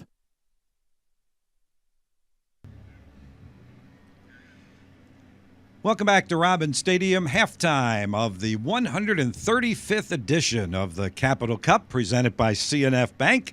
Come on inside our broadcast booth and join us, and we're going to talk with Matthew Stylberg from CNF Bank, our presenting sponsor of the Capital Cup. Matthew, thanks for being with us. How you doing? Hey, what a great day, Bob. I mean, yesterday, cold and rainy. Today, blue sky, ready for a Spider victory. Tell us a little about CNF Bank and locations and where you're spread out throughout the Commonwealth. Well, you said spread out. That's about right. We are a 97-year-old community bank on our fourth president. Very strong, very stable, and we're fortunate to have locations across the entire Commonwealth, from Charlottesville to Fredericksburg to Hampton and back through Williamsburg here to Richmond. I do want to point out that we opened a new location just a couple of months ago in Colonial Heights, and a new one also in Brandon. So our bank's on the move, and we'd love to see anybody and everybody there. All right, aside from the great geography, what else sets CNF apart? So, you know, our tagline is focused on you, Bob, and that's a very personal commitment for our people. It means you take the time to understand before being understood. We ask good questions, and then we work with our customers to build a plan for them, whether it's a family or a corporation that's planning a big expansion. So it's really about a humble servant leader, listen first, and plan later company. We love this partnership, and by we, I don't just mean Richmond, I mean William and Mary as well. We love this partnership for this game. Why is that so important, and are there other kind of sponsorships that you guys do to get out in the community? Yeah, I could talk forever about what University of Richmond and the College of William and Mary mean to the Commonwealth. I do remember the time I wore my green vest up here, and I don't think I was going to be invited back. Did we kick you out? You came close. But, you know, where you'll find CNF, everything from Sportable here in Richmond that sponsors adaptive sports for folks all across the Commonwealth, to local cash mobs with local businesses that just need more exposure, need people to know they're there so they'll shop there instead of going to Walmart. Nothing against Walmart, but we really want local business owners to do really well. Today, it's about being in Richmond. We are growing in Richmond, and I just got to plug. A lot of people don't realize that CNF is a major commercial bank, too, making loans a lot bigger than you might think to businesses that are expanding to the next level. So finally, Matthew, how has 2024 been? And we're bearing down on 2025. What are the prospects for the new year? Well, gee whiz, if you look at the economy, and it's anybody's guess, it seems after COVID, everything sped up about 4x, and it feels that way in the bank. I think it's going to be a great year, and there's always a place for companies and individuals that work hard, have integrity, and do the right thing. So, we're going to stick to our knitting, right? And we're just going to keep getting to know customers better and better, and making sure that they know who we are. And being here today, that's a big part of it. It's been great. It's been a great partnership. We look forward to that moving forward into the future as well. Matthew, enjoy the second half. Thanks for stopping by and chatting with us. Bob, thank you, and I can't wait to be in this chair again. We love it. In the blue today, so we kind of like that. I got the blue. Today, when the game's at Richmond. Thank you, Bob. Matthew Stylberg from CNF Bank with us at halftime. Chris Anderson, Lane Casadot today are coming back with more of our halftime after the break. Thanks for tuning in this afternoon. It's the Capital Cup presented by CNF Bank.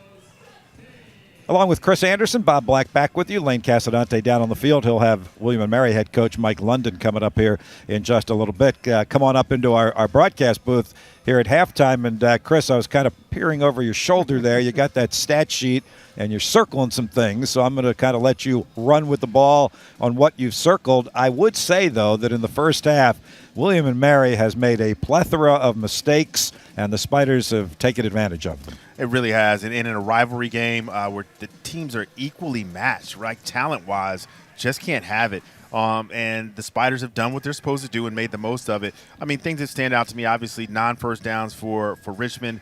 Another big thing for me is, 5 out of 7.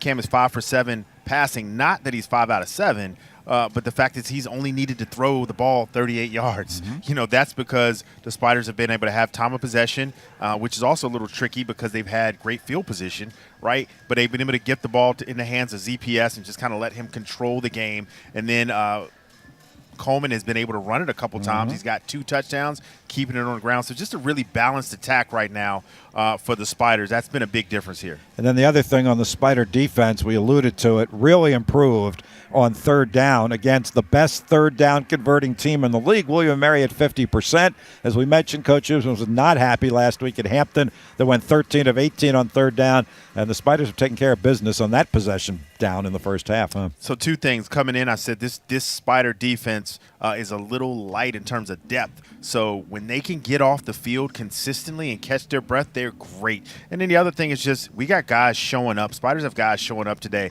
particularly at that linebacker position. Quantrell Morris-Walker, he has a sack. He has 7 tackles total, 2 TFLs. You want to control Wilson. That's what you got. That's the type of play you got to have from your linebackers. Wayne Galloway has the fumble recovery, which we kind of thought was an interception, but also some big tackles and some big plays. Again, you're not going to stop Darius Wilson, but if you can, there's some runs that I've seen him take and make 25 yards. So far, the Spiders have been able to hold those to 4- and 5-yarders. That's a huge difference. That makes all the difference. Stat sheet adding up to what we're seeing on the scoreboard. 17-0 Richmond at the break. We'll come back with some highlights, and William & Mary head coach Mike London coming up. This is what Chris Anderson was talking about, the Spider defense flexing its muscles in the first half and pitching a shutout at the break. Stay tuned to learn more about this limited time offer from Renewal by Anderson. We all have that list of home improvement projects we need to do, and if replacing your home's windows and doors is on that list, you want to know that it's going to be affordable. I'm from Renewal by Anderson, and we've helped thousands of customers who are on a budget get our windows and doors for their home. How do we do it? Well, here's something you don't expect to hear from a window company. You don't have to upgrade all your windows and doors at the same time. We're really good at identifying the bad windows and those you can wait on replacing. And here's something we offer that you don't find with a lot of window companies or contractors: great financing options. With Renewal by Anderson, you can have monthly payments that'll probably be lower than your cable bill. With another program, you can get windows and doors now and not pay anything for an entire year. It's almost like free money. No wonder half of our customers finance. Before we talk about the warranty, think about other things you've bought. Did it sometimes feel like you had to buy the expensive extended warranty to get the good coverage? That's never the case with us. Our windows are so durable and our installers are so talented. Unlike some other companies, our warranties cover the windows, patio doors, and the installation. It's really impressive that they sell the product, they manufacture the product, they install the product, because then you're dealing with one company, and you're dealing with one company that has a long-standing and solid reputation. Let Renewal by Anderson help put great windows and doors in your budget this year. For a limited time, when you buy one window, patio door, or entry door, you'll get the next one 40% off. That's 40% off. And our financing can help make this project more affordable. No money down, no payments, and no interest for 18 months. Get new windows and doors now and don't pay anything for 18 months. Call Renewal by Anderson today for a free appointment. 804-510-0122. CAA football is action-packed. CAA football is thrilling. CAA football is gritty. CAA football is competitive. CAA football is grit and grind. CAA football is exciting. CAA football is tough. CAA football is relentless. CAA football is persistent. CAA football is incredible. CAA football is excellence. CAA football is lights out. CAA football is the standard. CAA football united in excellence.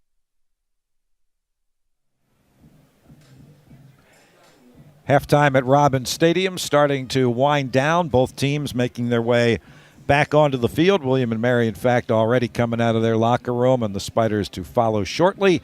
17-0 Richmond lead at the break. Chris, I will go to the stat sheet, and I'm sure this is being talked about in the Richmond locker room.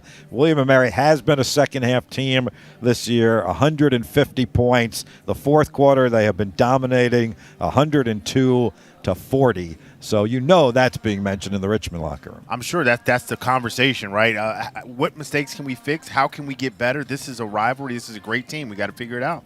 All right, let's get the William and Mary perspective on that first half and what it's going to take in the second half. Here's Lane with Tribe head coach Mike London. All right, thanks, Bob. Coach, how do you get your running attack more, not more successful, but more consistent in the second half? Yeah, we just got to make it sustained blocks. They're doing a great job of being aggressive and creating line stunts and things like that. But we got guys down, but at the same time, everybody's got guys down. So we got to make sure we handle our business. We need to get back into this thing before he gets away from us. Charles Grant be okay for the second half? He missed about a series and a half. Yeah, he may be limping around a little bit, but if he says he can go and our doctor's talking to him, then he'll go. I don't want to put anybody at risk or anything like that. But thank God for braces, knee braces for linemen. Thanks, Coach. Good luck in the second half. All right, thank you. All right, Lane, thanks, with William and Mary head coach Mike London at the break. Let's get one more break in. We'll come back with second half action. Spiders up 17-0 on William and Mary in the 135th Capital Cup, presented by C&F Bank.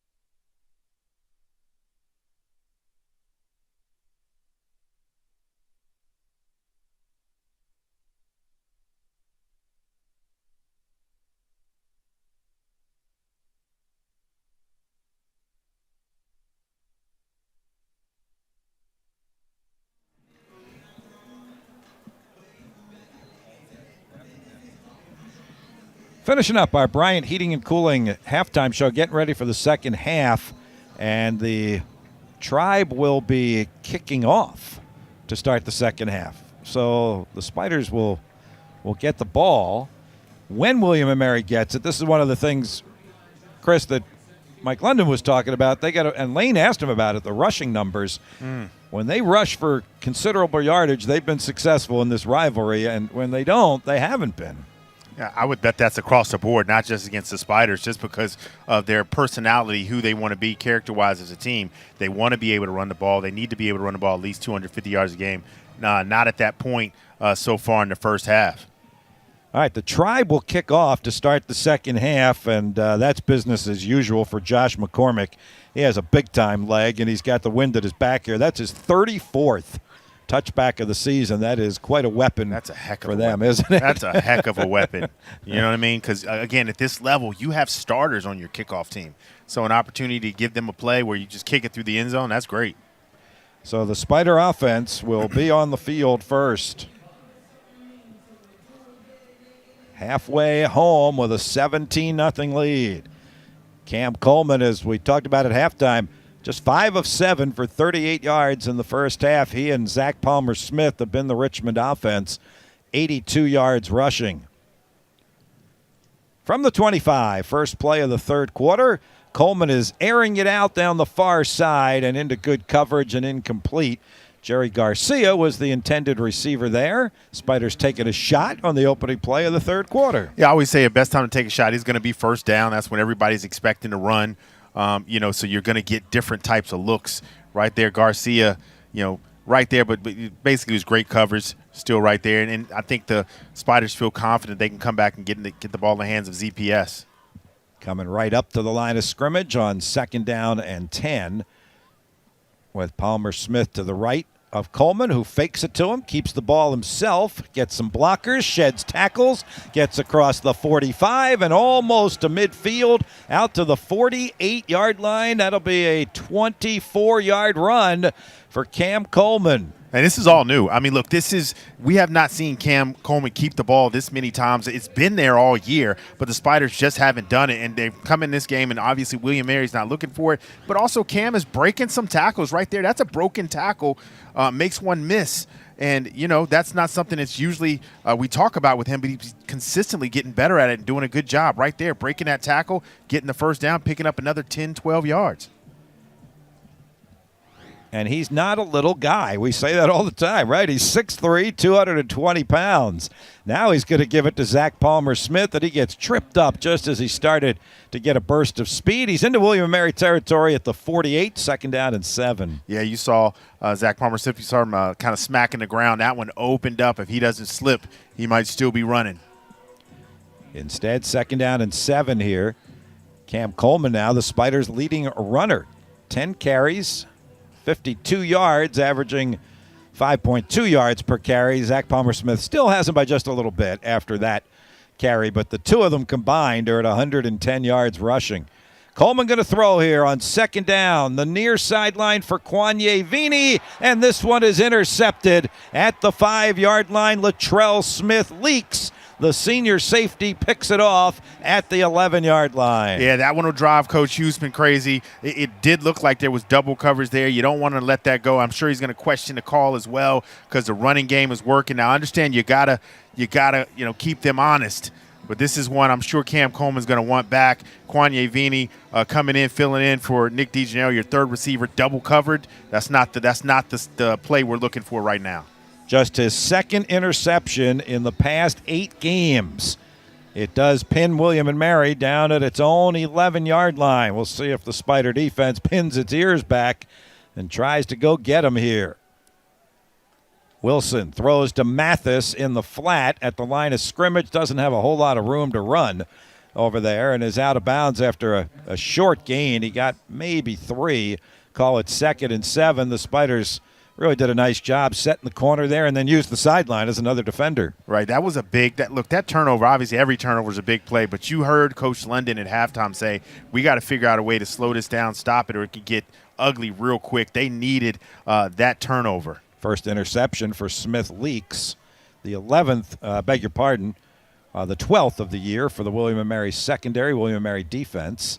Coming straight ahead and more. Great team gang tackling there by the Spiders. Look at all those blue shirts getting up there. Hayes and Glassmeyer and Morris Walker really converging on the ball. Yeah, Yoder back in the game only for one play, but he's a difference maker. Look at this. I mean, it's there.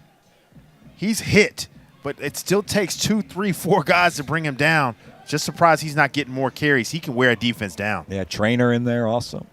3rd down and 2. Let's see what William and Mary can do here after going 2 for 7 on 3rd down in the first half. Wilson is going to throw over the middle of the field. This time he's got his man. This will be a 1st down out to midfield for William and Mary.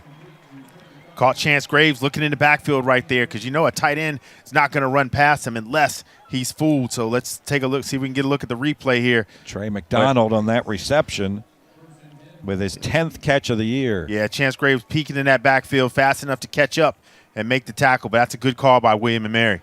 Gives him a 1st down right on the Big Red Spider at midfield. And the handoff to Emo and Jeremiah Grant with a big old bear hug on him back at the 48-yard line. Jeremiah Grant came into the game with 13.5 tackles for loss, and he's adding to that number. Yeah, Jeremiah Grant, he's dominating on that edge right there. Dominating the tackle right there. Just a one-on-one. They're trying to run that stretch play, and they just can't beat him. He's not just able to handle the offensive tackle, but to get rid of him and then have that clean shot at your running back, Emo, in the backfield. So his 2nd tackle for loss today, 15.5 on the season. Jeremiah playing in his 50th Richmond Spider game today. Big rush here, screen to the near side to Hollis Mathis, and apparently his knee did not go down when Matthew Traynor grabbed him around the ankle. There was no whistle, and to Mathis's credit, he got up and continued, but they're going to bring this back. Looked pretty clear, Chris. The trainer dropped him to the turf. The ruling on the field at that runner's knee was down. 3rd down. Look pretty clear from here. We'll take a look at the replay and see. Mathis had that tough one in the first half. Elbow is right there. Elbow and knee. So is his knee, right? Yeah, I think that was pretty clear. Our cameras never blink. And then you can tell William Mary wants to get the ball in the hands of Mathis for various reasons. Yeah. One, he's a big weapon, and we also talked about the record he's going for today. 3rd down and 10 from midfield. Darius Wilson has that one knocked up into the air and down to the turf and incomplete. As the Spider defense just swarming around Darius Wilson. For the most part, Chris, they've put a pretty good pocket around him today. That's the only way you're even going to get a chance to kind of slow him down and stop him. And this is one where, we'll take a look at it. I always say if you can't get there, then figure out a way to get your hands up, and that's exactly what Matei Fitz does. He's double-teamed. He knows he's not going to get there. Let me do something. He puts his hands up. Now this punt is shanked by Ruben Anderson, and it's going to come back upfield and take a Spider bounce. So he got nothing under that one, and the Spiders will have the ball at the 30-yard line as this Richmond defense just continues to dominate this game. As they should, and they're doing a great job. And I think if you're the offense, hey, just kind of saved you a little bit. Look at that, Wayne Galloway in there. Jeremiah Grant, just continuous pressure. We said it. If you're going to slow down Wilson, you just got to kind of get him in that pocket. And that's Matei Fitz making a big play. He's been active all day. Double teamed here, gets his hand up. So again, we talked about some seniors making big plays, having a day. Matei Fitz, another one. Zach Palmer-Smith straight ahead. Good line surge, picks up 6 yards. Out to the 36. Well, what do they say, Chris? Defense wins championships. And this Spider defense today already with a championship in their back pocket. But, they would like an undefeated championship in their last year in the CAA. Those are the best kind. Those are the best kind. Pizza's always good, but pizza when you go out from, a great restaurant is even better. Oh, now you're making me hungry already. 2nd down, Zach Palmer-Smith gets stood up this time, maybe a yard. And it'll be 3rd down for Richmond. The Spiders, who have won 6 CAA titles, now have never had a CAA season with an unbeaten record. The only other Spider team that went through a conference unbeaten was the 1968 Southern Conference team that went 6-0. The Spider team trying to go 8-0. Man, that speaks to the Spiders, but it also speaks to some tough conferences. The CAA is a tough conference. Teams just don't roll through this conference undefeated on a regular basis. It's a pretty major accomplishment if that can happen. 3rd and 3. Coleman with a short throw to the sideline and trying to get to the stick. See where they mark him down. I think that's going to be a first down. It is, right there. Yep, right. Good call. You have good eyesight all the way across the field there, Chris. Right at the 40-yard line. That will be a Spider first down. That was a good call, just knowing what exactly you needed right there. Kwanye Vini, with that reach out. That might have made all the difference right there. He reaches out. That second effort. Just smart football there, understanding what we need for the first down. Keeps the ball in the Spiders' hands as we hit 8 minutes to go in a scoreless third quarter, and the Spiders up 17. Coleman to Zach Palmer-Smith, and there's a negative yard, his first of the day, back at the 39-yard line. All right, that's all he's allowed, right? One per game and that's about it. That was a good defensive play. Alex Washington, the senior captain, the linebacker, their leading tackler, makes the stop. And if you're the Spiders, or if you're the Tribe, you know what's going on. You've seen film of the Spiders. When they have a lead, this is what they want to do in the second half. They want to run it. They want to keep it on the ground. So you have to make some changes and decisions. That time they walk the linebacker up. Basically, they're winning with the number of bodies in the back, saying, hey, somebody's going to beat us, but it won't be Zach Palmer-Smith. Cam Coleman will call his own number here and get to about the 44. Make it third and manageable here. 3rd down and 6 at the 44-yard line. The Spiders today 4 for 7. Pretty good percentage on 3rd down success rate.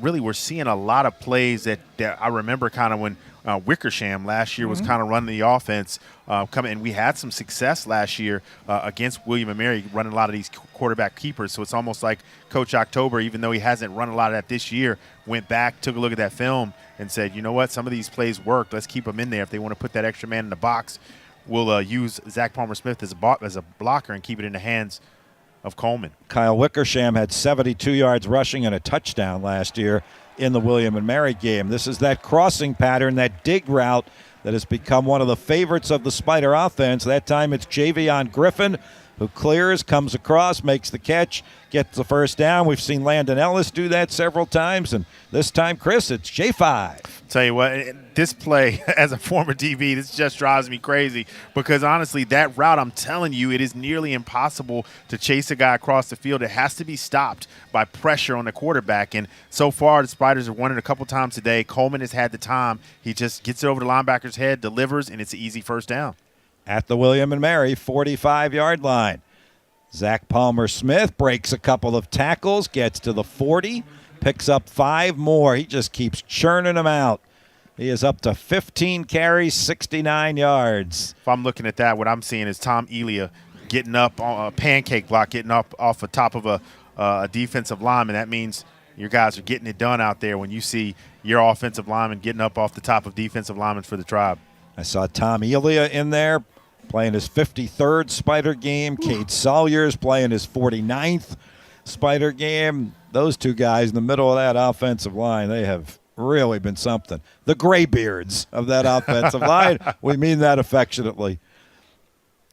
Coleman again to run with the football. He twists and turns, comes up about a yard shy of the first down. You know, Chris, it was really interesting this week. Cade Salyers talked to the media Wednesday after practice, and this is his 6th year of William & Mary Richmond games. And then Carter Glassmeyer talked to the media, the transfer from St. Francis, who's never been involved in one of these games. It was really interesting to hear the contrast between those two guys talking about the rivalry. Oh, Glassmeyer had figured it out. That's one thing he said. He said, you know what?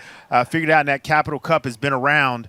Here we go, Spiders. Looks like that's enough for the first down. Yep, Zach Palmer-Smith. But Glassmeyer was saying, look, that Capital Cup has been around. Every day they walk past that on the way to practice, so it's been around. You know that all these games are important. The season is important, but this one is different. This one is special, so it didn't take much to kind of sell him on the importance of this rivalry. Yeah, the Cup was out here at practice each day this week. The Cup was at Coach Huseman's radio show over there at Bar West this week on Thursday. So they made sure everybody knew what was at stake, and it's what they've talked about all week long. No one takes that lightly. No one takes that lightly.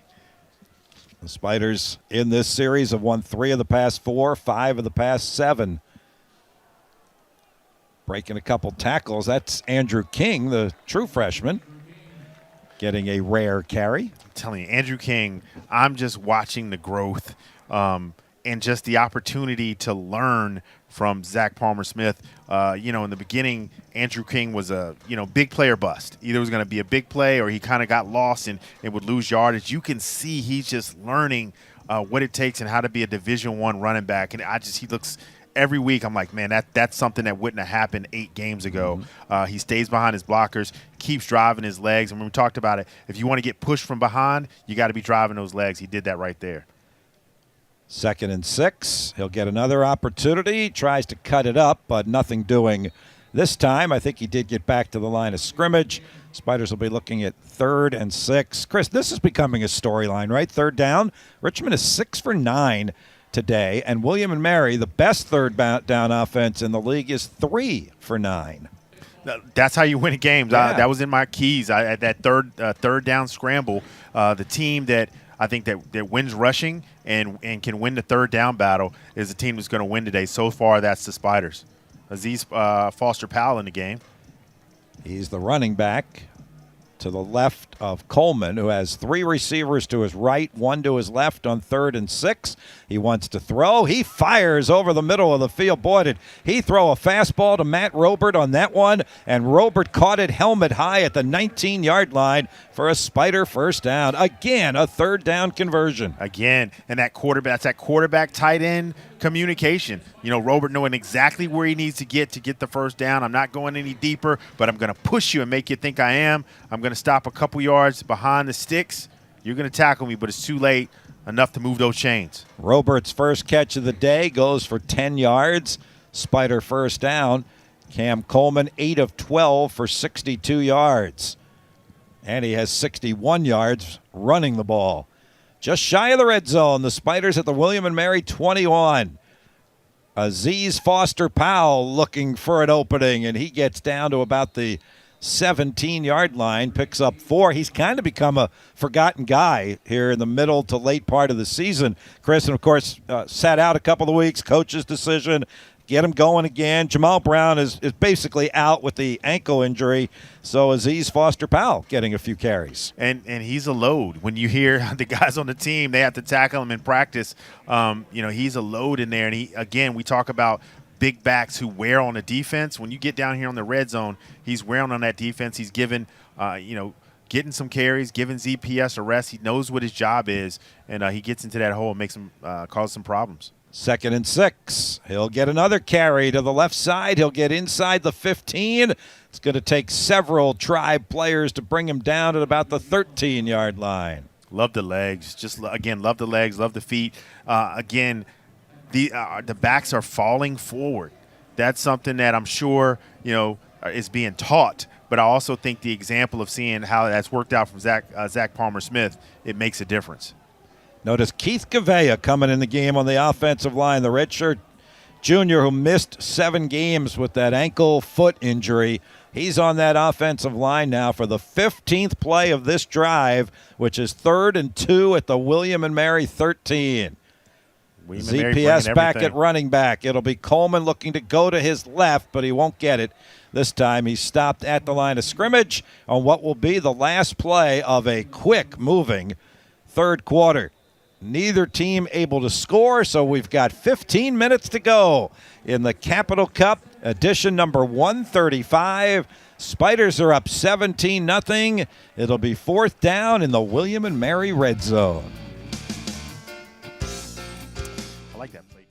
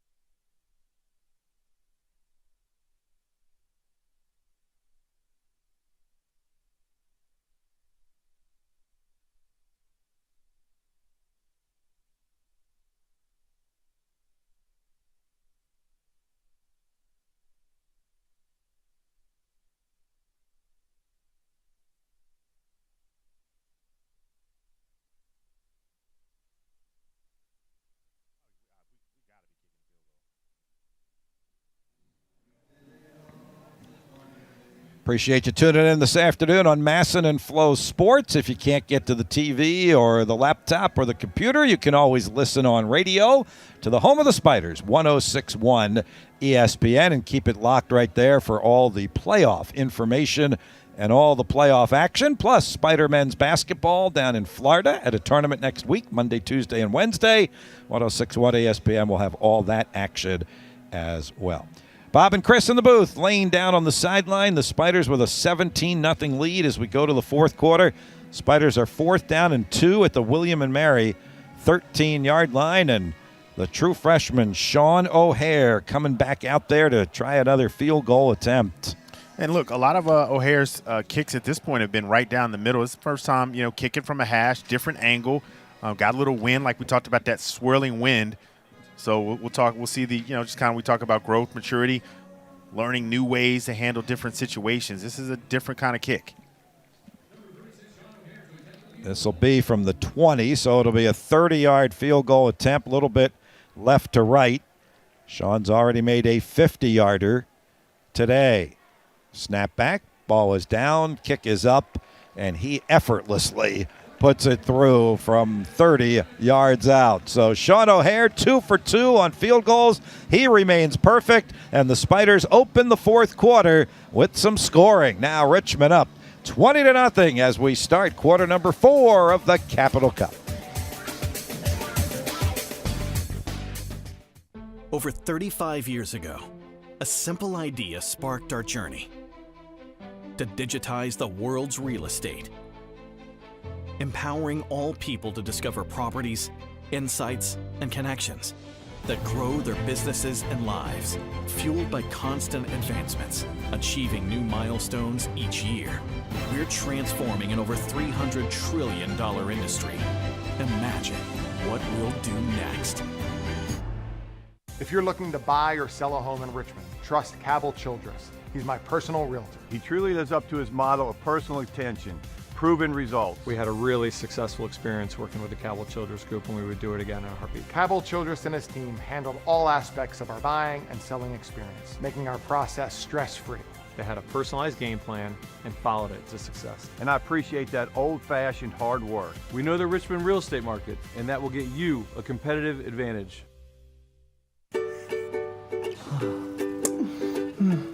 Hey, which school did she decide on? She's still only 5. Come on! I think she should go to all the colleges. I mean, where's that sticker stuff? Invest 529 accounts can be used at all public, private, and even out-of-state schools. Learn more at invest529.com. Whichever one you hit first wins. Well, the only way this drive, Chris, gets any better is if that had been a touchdown instead of a field goal. But when you're up 17-0 and you put 3 more on the board, it's okay, especially when you take 16 plays and 10 minutes off the clock. I mean, look, we've talked about it in the second half when we have a lead. There's no doubt about it. That's Coach Huseman's MO. You work, you build.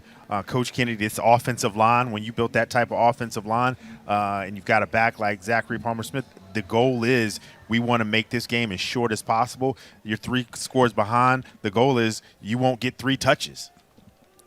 With a quarter of football to go, and Will McManus for the second time today drives one out of the end zone, his 18th touchback of the year. He's done a nice job as well.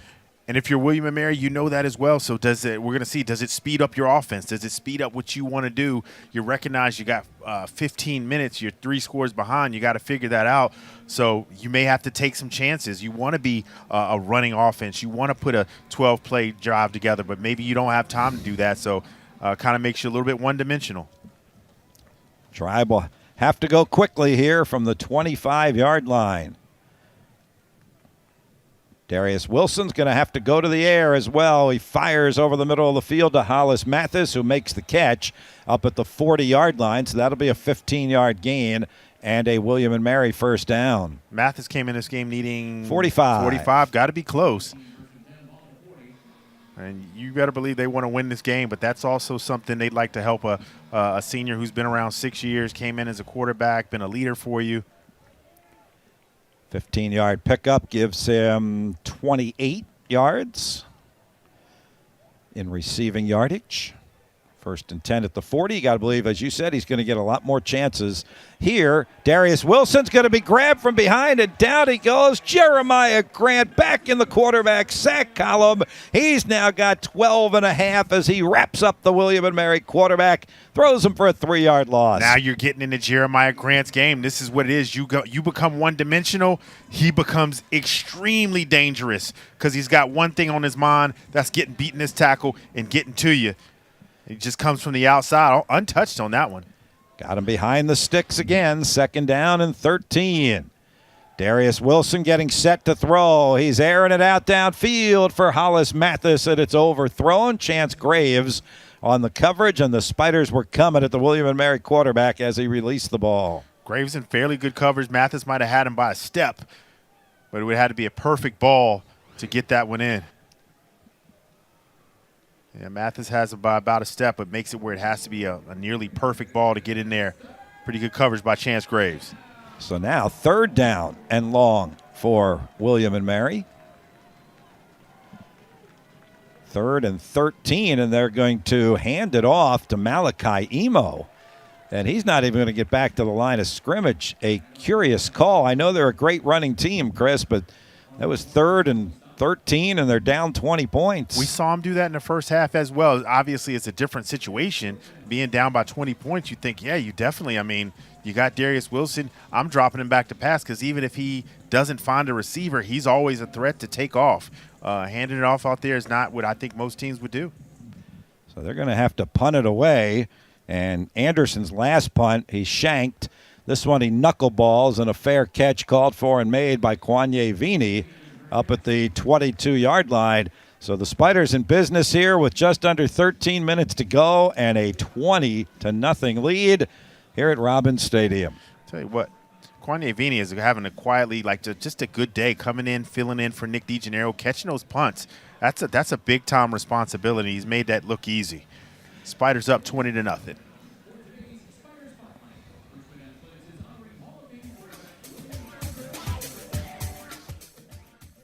Richmond Spiders are known by what we do.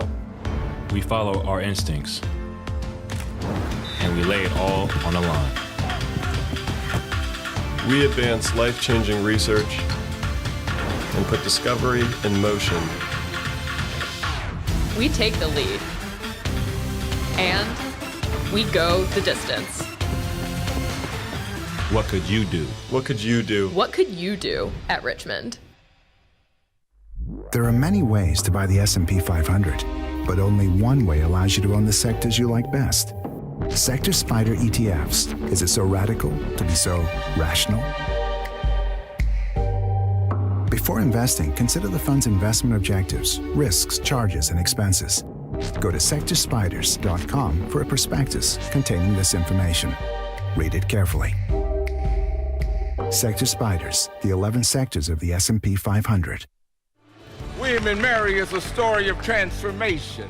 William & Mary is a story of possibilities. William & Mary is a place where you can come and change yourself and change your worldview and go out and change the world itself.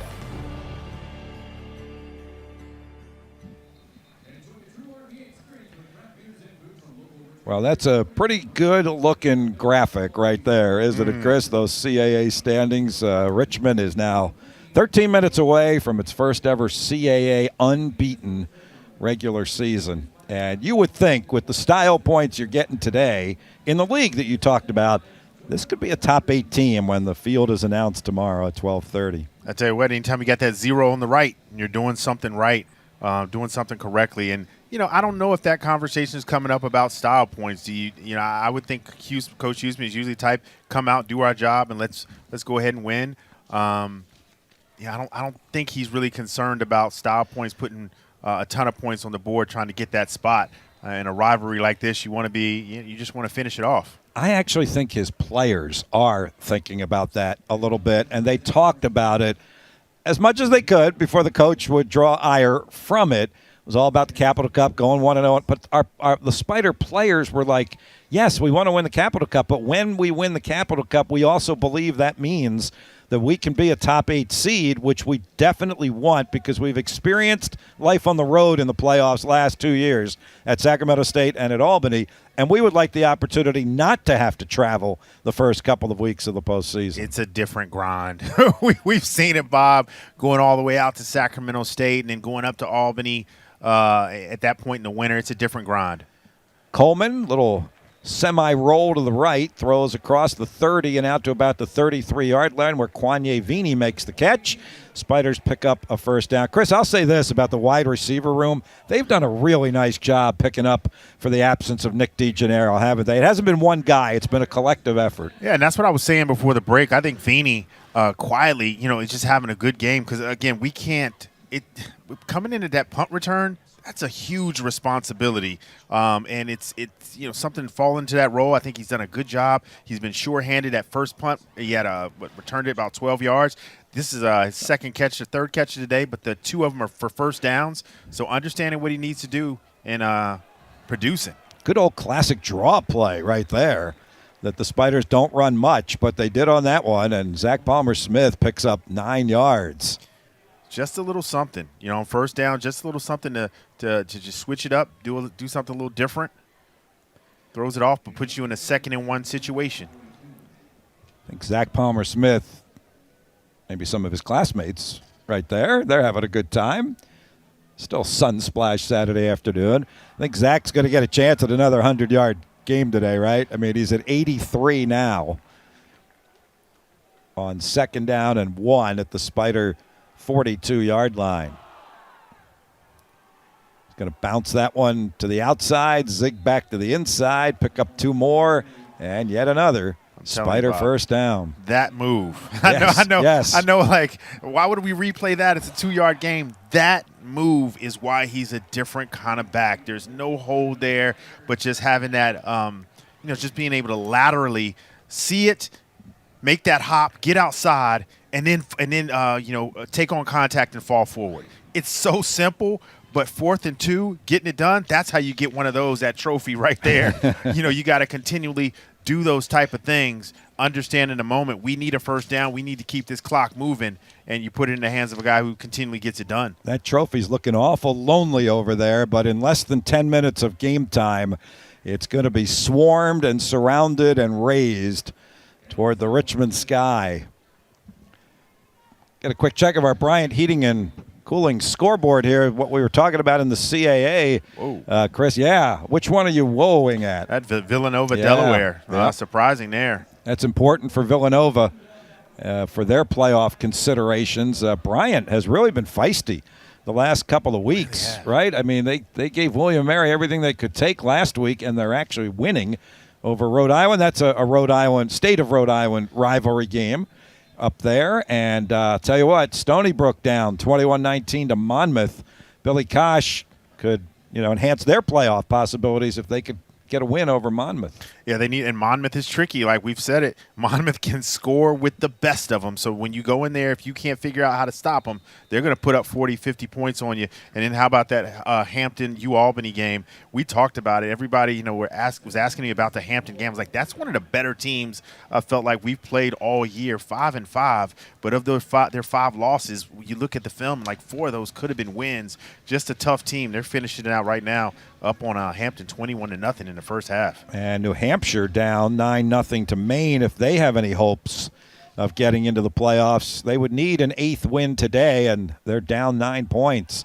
Here goes Zach Palmer-Smith into the William & Mary secondary. He's inside the 40, down to the 38, and another Spider first down. That one wasn't about contact. If there was any contact happening, it was his offensive linemen pulling and leading away, and he's just riding their back right here. This isn't about breaking tackles. If you take a look, got his pullers coming around. Roberts right in front. Doesn't get touched for 9 yards. That will give Zach Palmer-Smith 103 yards today. It's his 5th 100-yard game of the season. 21 carries, 103 yards. Amazing. Cam Coleman getting into the act as well. He will get to the 35-yard line, and then he'll get driven back by Davin DeZenzio. That's funny because you immediately see Coach Huseman walking down to Coach October like, look, it's 20-0. There's 8 minutes. You need to dig deeper in your playbook because the quarterback keepers. I think that might be the last one of the day, Bob. Yeah, I think so. That was an intense look he just gave Coach October. And the big dude wrapped him up and threw him down, so that had something to do with it. DeZenzio is 6'4", 300 pounds. 2nd and 7. Let's give it to number 9 again, and he'll pick up a few more yards. Well, he kept on going, too. They're going to whistle that one down at about the 32-yard line. Wow. Zach doesn't even stop when the whistle sounds, you know? And the Spider sideline a little bit upset with the quick whistle there. Yeah, they're talking about it. Either the quick whistle or the late hit after the whistle. Either way, they're not happy about it. And the officials are going to stop play. I think William and Mary has taken a timeout here with 8:15 to go. And the Spiders will be 2nd down and about 6 or 7 after the timeout. So let's take a break. The Spiders huddle on their sideline. William and Mary does likewise on theirs. Let's take a timeout. Chris Lane and I coming back to Robins Stadium.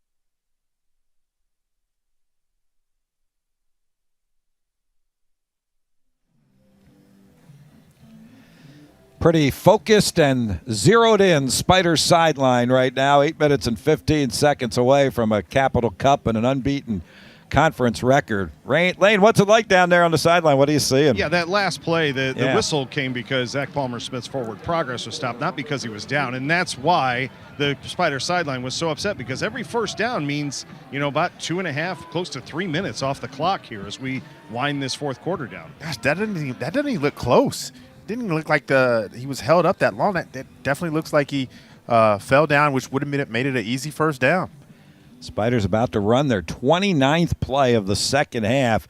William and Mary's only had the ball for 10 minutes. And there goes Cam Coleman again. And on marching orders, he slides. As soon as he has the first down, he goes down into a slide into second base. A lot of holding of breath going on with the Spider fans. Like, we want this first down. We want to keep the clock. A field goal here puts you in a point where now it could be, 4 scores.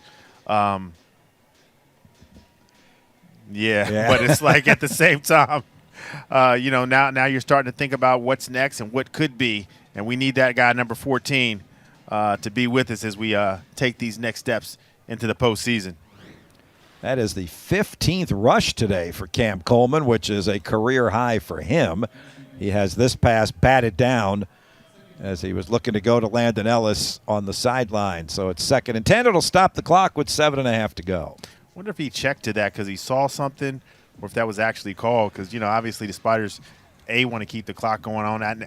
keep the clock going. Obviously, William Mary's moving everything inside, but they've been doing that the entire drive, and so far haven't been able to stop the Spiders. So I wonder if Coleman called that. Second down and 10.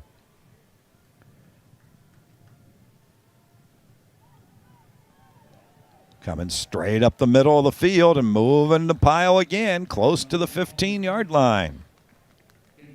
Got to feel good about that. Again, just there's nothing tricky about the play calls here. A lot of the same calls, and we've talked about it.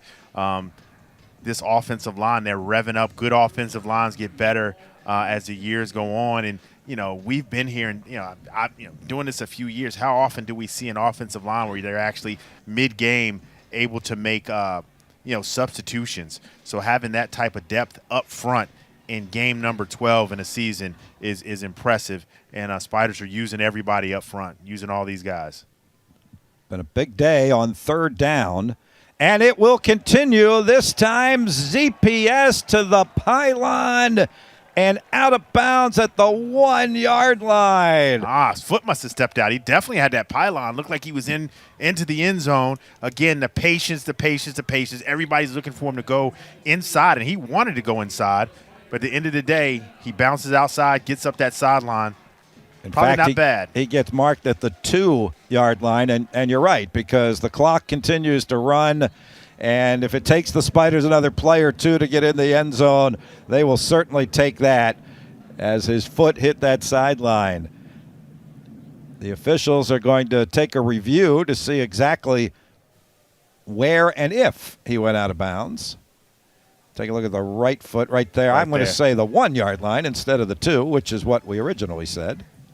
And initially I was like, oh, man, they took a touchdown away. But now looking at the clock and doing a little, starting to think about it, hey, this might be a situation, keeping it on the ground. And, hey, what would another player or two can't hurt. I think he's going to get a chance to get his 13th rushing touchdown of the season and his 14th overall touchdown of the season. And we've said this name all season long as we've compared numbers with ZPS, Chris, but this is certainly the best running back season for a Richmond Spider since Jacoby Green in 2015, almost 10 years ago. And take a look at this stat. Yeah. We talked about this pregame. I said it when we were speaking pregame. I said, look, I think the person who wins the rushing battle between ZPS, and I did say Yoder/Emo, is going to be a difference maker, but ZPS, 24 carries for 127 yards. Yoder, 5 carries. And here's the thing, Chris. Right. There. Yoder has only had, it'll be the 1-yard line. Yoder's only had 5 carries today. I don't know if he's banged up, but you got to believe in potentially his last collegiate game. And if they don't have a miraculous rally, it will be his last collegiate game, that he's going to go out with just 5 carries. Well, I think, he splits the carries with Emo. I think another thing you have to consider is, if you can get William and Mary in a situation where they're chasing and they have to pass, I think Emo is in on passing downs. After further review, the runner was out of bounds with possession at the 1-yard line. It'll be 1st and goal from the 1-yard line. Again, our cameras had it perfectly, allowing us to say the same thing. Yeah, but I think, let's take another look at the play here. Patience getting out of bounds, and it's right there. Yeah, I think it's pretty obvious. Pretty clear. Not quite there, but you're right. Ball's at the 1. 128 yards now for ZPS. If he gets 129, he's got himself a touchdown.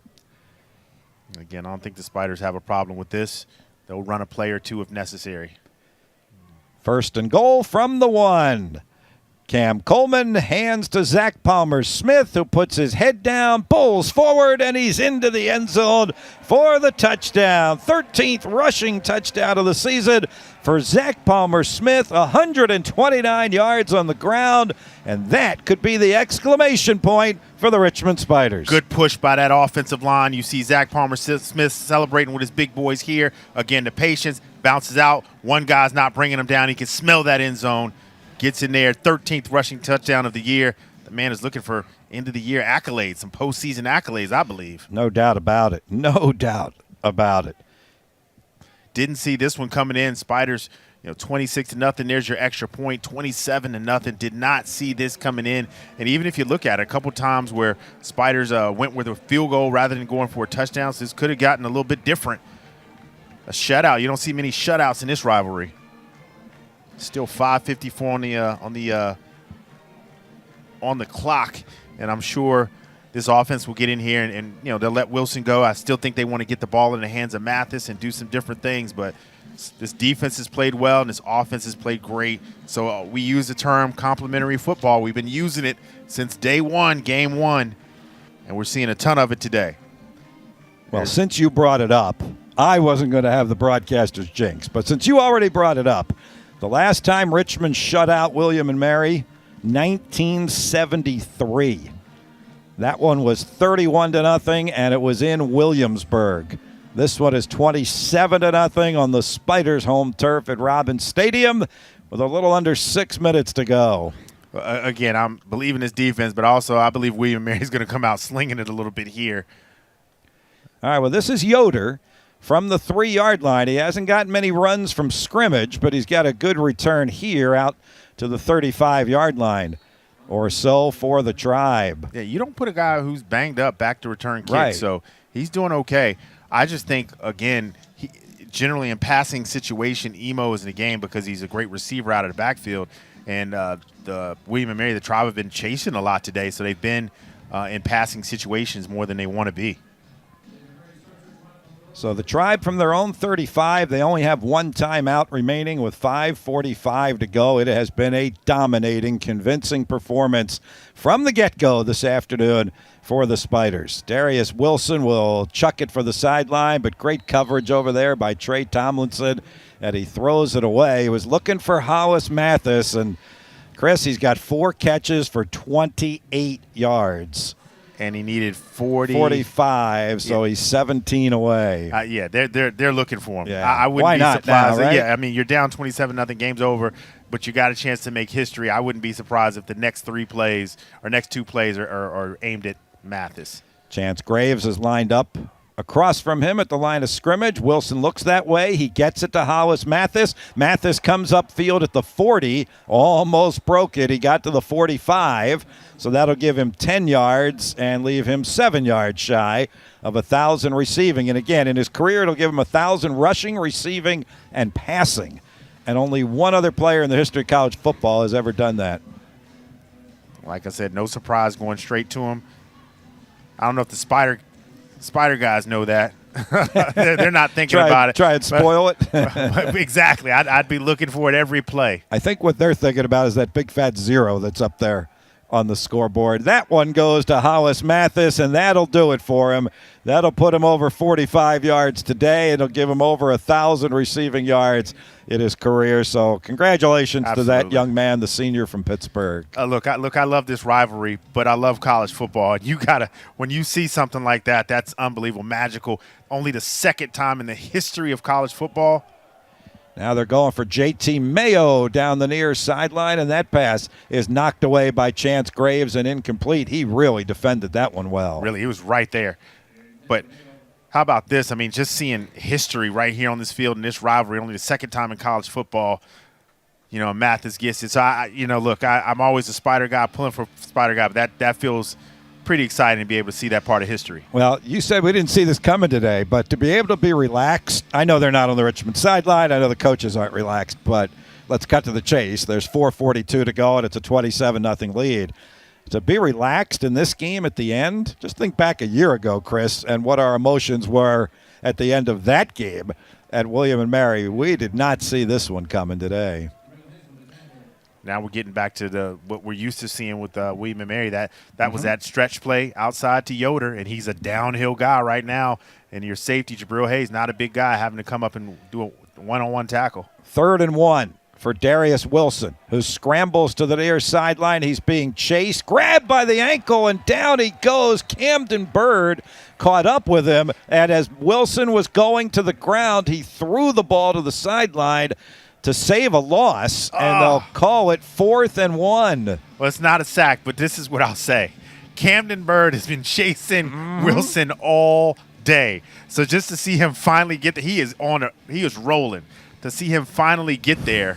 Oh, man, this almost looks like a sack. I'm with you on this, Chris. Oh, man. I think you take a look. Well, can't see it. I think that's what they're talking about. I'm with you. And I get what you're saying. And you want Camden Bird, who's had 6.5 quarterback sacks this year. He's in the top 5 in the CAA in sacks. The Patrick Henry products had a great year. Love to see him get that, and that's what Coach Huseman's talking about, he right? was coming. You talk about motors. It's easy to talk about a guy with a motor in the first quarter. It's 27-0. The ruling on the field is an incomplete pass. Richmond will not be charged a timeout. The previous play is under further review. So let's see what our Spider TV cameras can find on this one, Chris Anderson. It looks like his leg it comes down. Oh, I think he might have gotten rid of it. Was his elbow maybe down? Boy, and then he grabs his left knee also. You hope he's okay as his career comes to an end. The officials will review it. This will be a tough one, but I think there's a lot of different things. Again, shutouts don't happen very often in football, period. Let's see if he gets knee. How about the elbow, as I had mentioned just a moment ago? Well, I think it's out of his hands there, Chris. I think he just got it. Either way, I don't think it's enough to reverse the call. Right, good call. So good even call. if, you know what I mean? And either way, it's another failed opportunity on third down. I don't think this can be overstated, Chris. They are 3 for 11 on third down. They came in at 50% success on third down this year. The Spider defense has gotten off the field. I feel good about it. Especially on the heels of last week. And I don't want to keep beating on that, but I'll bet Russ Huseman did this week when Hampton went 13 of 18. After further review, the ruling on the field is confirmed. 4th down. Well, they had enough video evidence to confirm the call of incomplete pass. And it'll be 4th down and 1. Yep, no doubt they're going for it Obviously, here. Yep. A lot on the line here. Obviously, shutouts in college football don't happen. Often shutouts in this rivalry hasn't happened since '73. And, nobody wants to say it out loud, but the Spiders want to get one of those seeded slots. Mm-hmm. Shutting out a team like William & Mary that started the season in the top 10. This will be a direct snap to Yoder, who comes straight ahead. He'll have enough for the first down. The Spiders punish him pretty good, but he does pick up the first down, and the Tribe will hang on to the football here. Well, that's something I will say I talked about all week, not with Russ Huseman, of course, but that for once, style points may count this time. The committee's peeking in on this game. They're watching this and every other game. And to your point, they're looking up and seeing 27-0 in a rivalry game against a quality opponent. That's got to mean something. It's not 7-0. It's 27-0. I tell you what, not only are they looking at it and having that discussion, but it's like you're a basketball guy, so you're used to this. Style points is a thing. Today I'm a football guy. I'm just saying. I know, but you do basketball as well. Right. Those conversations about style points when you're trying to get in that field of 64, it comes up. And so, FCS, we've had playoffs for years, and so it's not new for us when you get down to this point. Again. No coach wants to talk about it, and you shouldn't. You want to keep your guys focused, but as a broadcast team, we can definitely talk about it. Absolutely. We have free reign on that one. Empty the backfield here. Mathis was in motion. Wilson's going to throw for the near corner, and a diving catch. Terrific effort, but out of bounds will be Trey McDonald. There is also a bright yellow flag on the field. Usually this is probably holding on William & Mary, and our referee Bill McKeever's going to talk to Russ Huseman. So this will be on the Tribe with 3:48 to go. There are 2 fouls on the play, both by the offense. Only one will be enforced. Ineligible receiver downfield, number 75. That penalty is declined. Holding, number 71. 10-yard penalty, repeat, 2nd down. Well, the Spiders want to back them up, Chris, for everything we're talking about right now. There are 2 zeros awaiting the Spiders. One is the 0 in 8-0 in the CAA, and the other is the 0 on the scoreboard here. Want to have it. Want to have it. Also want to say this before we get in this play. Great attendance today for the Spiders. Yep. Just glad to have it. We were hoping to get great attendance. It's always a good rivalry. Plenty of people out here. They're going to get Darius Wilson again, and Camden Bird is going to get him this time. He gets that quarterback sack, and he gets it all the way back at the 44-yard line. We talk about rush lanes. Darius Wilson, there was nowhere to go. He's got Jeremiah Grant coming on one side, and he's got Camden Bird coming on the other side. And Camden Bird, he's not letting him go this time. I've been chasing you all day. I've been waiting for this one. Look at that. Grant coming from that side, can't go there, can't go up in the middle. You got Chance Graves. You try to run into Camden Bird, he gets that sack he's been looking for all day. Third quarterback sack for the league leaders in quarterback sacks, the Richmond Spiders. This is Malachi Emo, but he is surrounded by blue jerseys, and he will just step out of bounds. As the Spider defense now, one more play I'm sure they're thinking that they need to make here. Get the ball back to the offense, and you can run out the clock. I know, it's just weird because I'm super excited. You're almost super speechless, excited. right? Well, I'm standing up. It's 2:57. It's 27-0. Why am I so excited? Again, because you don't see this very often. And so this is going to be a 10-game winning streak for Richmond. That has never happened in one regular season. The Spiders have had a couple of streaks longer when they carry over into another season. The 08 championship and into 09 comes to mind immediately. But this will be a 10-game winning streak. The last time the Spiders won 10 in the regular season was 2009. They're going to have an unbeaten CAA record in their last year, Chris. In the CAA, they are going out in a blaze of glory. Outstanding. Look, if I was on that 98 team where we had the 9 in a row. They tied. This team tied us last week. If you're just going to break it, this is the way you want it to happen. Today, on the home field against William & Mary, getting ready for the playoffs. Got to just feel good, proud of this team. Just a lot of tough guys. We talked about the character on this team from day one. Darius Wilson on 4th down and about a half a mile gets it to Bronson Yoder. He fights as hard as he's been fighting for 6 years, but it's going to be to no avail. Down he goes. Now some pushing and shoving between these rivals. Penalty flags go down. Some guys slow to get up. Can't have guys getting hurt. There's still a season to go. There's still things to go for the Spiders. And this is – unfortunately, this has been a part of the rivalry, too, the last few years. It always gets chippy at the end. We always have this plan to talk to both coaches, and it just never seems to happen because, We're going to get the Spider coaches and players. I can guarantee you that this time around. So they'll sort this out, but one way or the other. I think it should be on both. After the play, there are unsportsmanlike conduct fouls by both teams. Unsportsmanlike conduct number 3, William & Mary. Unsportsmanlike conduct number 7, Richmond. 15-yard penalty. It'll be 1st and 10, Richmond's ball. That is both players' first of the game. Check. All right. Hey. Well, Check. There you go. It'll be the Spider ball here, Chris. And with William & Mary out of timeouts, Richmond can run out the clock. Wow. This is just incredible. 10-2. 8-0 in the CAA, back-to-back CAA titles for the first time in their CAA existence, their second time ever. The SoCon teams in 68 and 69 did it. 6th CAA title, 14th FCS playoff. Richmond will become the 7th unbeaten CAA championship team. Undefeated. U of R 8-0 in the CAA. That's just, man, I won a CAA championship, but to do it undefeated is just amazing. And 14 straight CAA wins. We've talked about that for quite some time. That's just, again, this is just in any conference. This is a powerful conference. A lot of, wow, Spiders still fighting.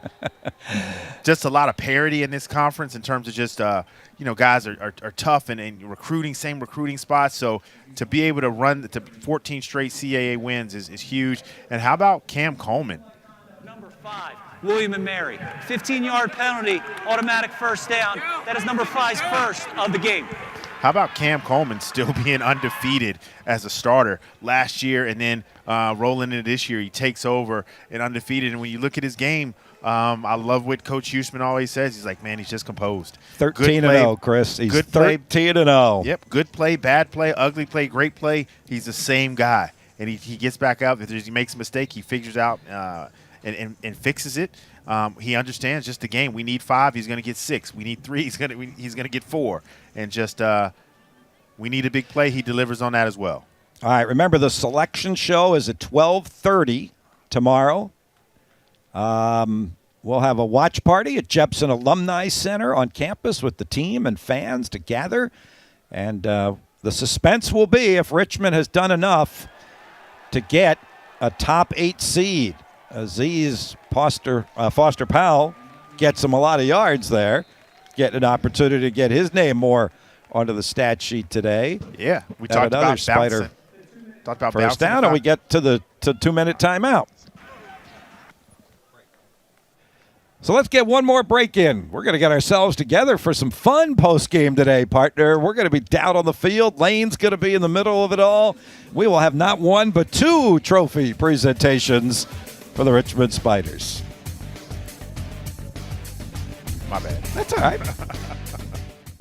Over 35 years ago, a simple idea sparked our journey to digitize the world's real estate, empowering all people to discover properties, insights, and connections that grow their businesses and lives, fueled by constant advancements, achieving new milestones each year. We're transforming an over $300 trillion industry. Imagine what we'll do next. If you're looking to buy or sell a home in Richmond, trust Cabell Childress. He's my personal realtor. He truly lives up to his motto of personal attention, proven results. We had a really successful experience working with the Cabell Childress Group, and we would do it again in a heartbeat. Cabell Childress and his team handled all aspects of our buying and selling experience, making our process stress-free. They had a personalized game plan and followed it to success. And I appreciate that old-fashioned hard work. We know the Richmond real estate market, and that will get you a competitive advantage. Luck Chevrolet is the Chevy truck expert, period. If you use your truck for work, play, or both, go where the truck guys go. Luck has a truck for every budget. Luck is the dealer to help your business be more productive. They've got all types of commercial vehicles, SUVs, and regular trucks available to replace your aging vehicle inventory. In person on Route 1 in Ashland or online at luckchevrolet.com. Buy your new truck from Luck Chevrolet in Ashland. Well, Russ Huseman's already getting congratulations from his coaches and his players, and it's a great, great feeling for Coach Huseman. Again, he's been on both sides of this thing. He's now 22-4. I'm grabbing hold of his sleeve every year Richmond plays William & Mary. Got him with the Gatorade. I was wondering if that would happen. Coach Huseman, usually not that guy. He's super serious. He's super in it. He is upset. It's a little chilly out there. He's smiling. He is smiling.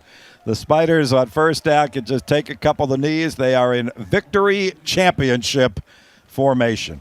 This will be an historic year for Richmond football. The numbers will show that. 10-2, 8-0, back-to-back CAA titles, third straight postseason appearance, 10-win regular season.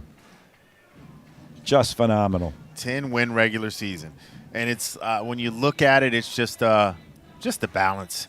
This offensive line has been great all year. Cam Coleman coming in, we talked about it, taking over late in that second game, or really the third game starting, and all he's done is perform and win. Zach Palmer-Smith coming out of nowhere. We thought we had a good one. Turns out we had a great one. Defensively, had some injuries early in the season, but it's just continually been consistent and just making plays when they need to make plays. Jeremiah Grant leading one of the top 3 in the nation in sacks. So just guys are getting it done. Chris, the Spiders will be presented with the Capital Cup and the CAA Championship Trophy in their final year in the CAA. And look, there are a lot of reasons why Richmond is leaving the CAA. Their people are not one of them. From the commissioner, Joe D'Antonio, to Brian Gordon, the football ops guy, to Rob Washburn and Carly Smith, their public relations people. That's Brian Gordon with the trophy right there. Ed Winsper, their broadcast coordinator, who works closely with us.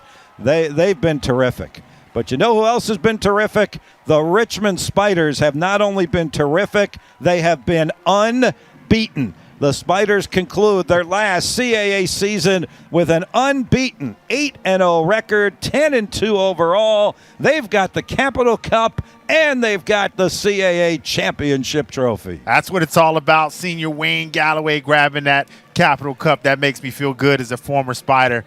That's a big deal. That's a big thing. Don't get me wrong. Everything else is great. But at the end of the day, all week we said, hey, let's bring that cup. Let's keep that cup at home. That's all Coach Russ Huseman talked about. And if anybody should know a thing or two about it, it is Coach Huseman. As we said, now 22-4 in this rivalry. That's his 52nd Richmond Spider coaching victory. And this one is going to be sweet. And they're going to gather for that team picture. They are doing this quickly, too. Chris, you know what they're doing this? They're doing this like they've done this before. Like they've done this before. Like we just did this last year right down the road, 45 minutes down the road in Williamsburg. Some of these young guys got to figure it out. Matthew Traynor running there to get in the camera. This is history, buddy. Don't miss that. Andrew King over there kind of outside. You want to get in that picture. And this was a true team performance. How many times have we talked this year about complementary football? Offense, defense, special teams. You shouted out some of the star players, and they sure were star players. But this has been a full roster team performance. Tell you what, they're star players, but, just star performance today from this entire team. Spiders really won in all facets of the game, offense, defense, special teams, and I'm sure Coach Huseman was ready to talk about it to us right now with Lane. Well,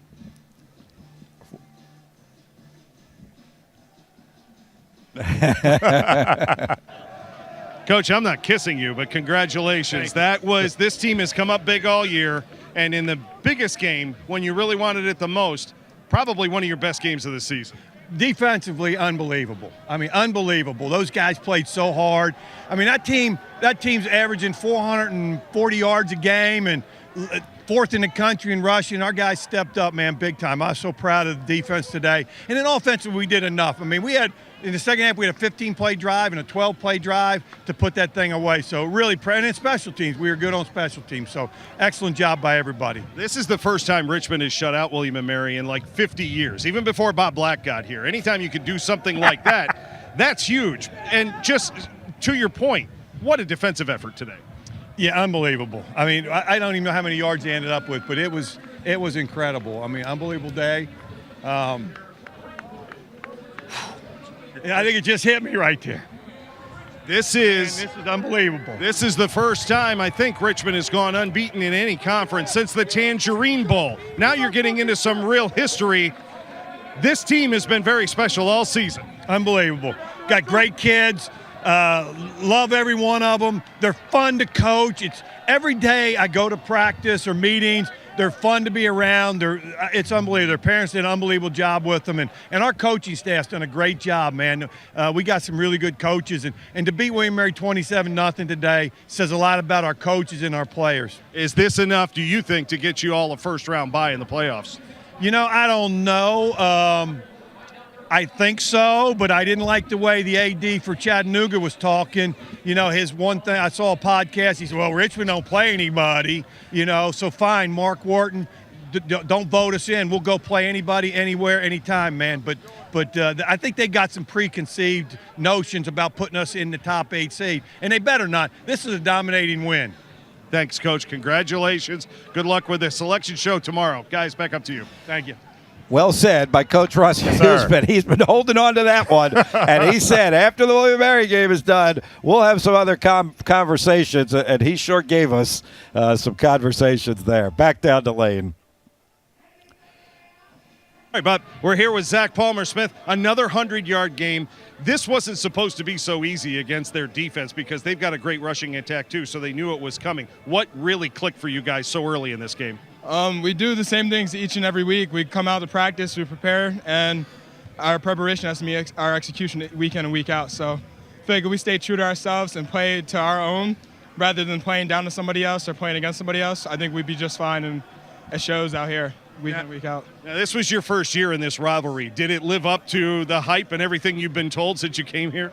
I'm going to be honest, I look at every team the same. So it's like from UVA to Wofford to all those guys, I mean, I don't really see a rival. I just see another team ahead, and I'm going to prepare the same way I do every week. So, what was it about Richmond that got you to come here in the first place, and how has that met your expectations, your season here? It definitely surpassed my expectations. From the moment I got on this campus, like on my visit, I'm like, Dad, I want to come here. Like, you can see this place. This place is amazing, and I love to call it home. So now I ask Coach Huchman this team deserve a first-round bye in the playoffs? Without a doubt. I mean, if we get one, okay. If we don't get one, we're going to come out and prepare the same how we do each and every week. So we're ready for a challenge no matter what. Congratulations. Zach Palmer-Smith, another 100-yard game. They were hard-earned today, but well worth it. Back to you guys.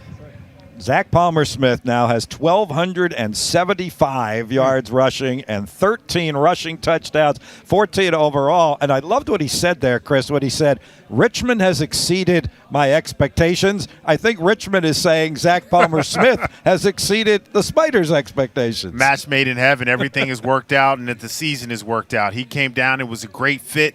For him being here. I know he loves the school, not just the football program. And then obviously this season, putting up the yards, getting the touchdown, getting the awards, winning the trophies. Doesn't get much better than that. There's Cam Coleman, who was 9 of 14 for 69 yards through the air, but did it on the ground today with 15 carries for 73 yards and 2 touchdowns. All right, this should be fun because Carter Glassmeyer was asked earlier in the week what he thinks his first experience in the William & Mary rivalry is going to be like. So, Lane, let's find out what he thought it was like today. Yeah, Bob, Carter, you told us that when you first came here, all you heard about was this game and this rivalry and everything. Did it live up to what you've been told since you got on campus? Definitely. I mean, we packed out the brick house.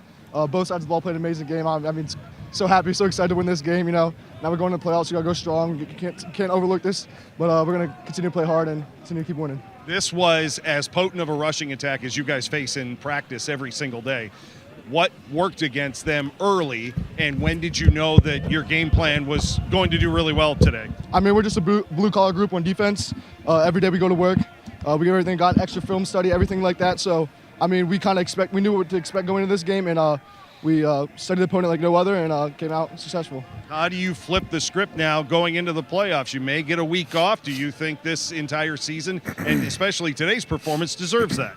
I don't know what the selection group's going to do for us, but all I know is that we're going to play a game in the playoffs, and we're going to continue to work hard and try our best to win the national championship. That decision to come to Richmond, working out pretty well for you. And I mean, blessed to be a conference championship.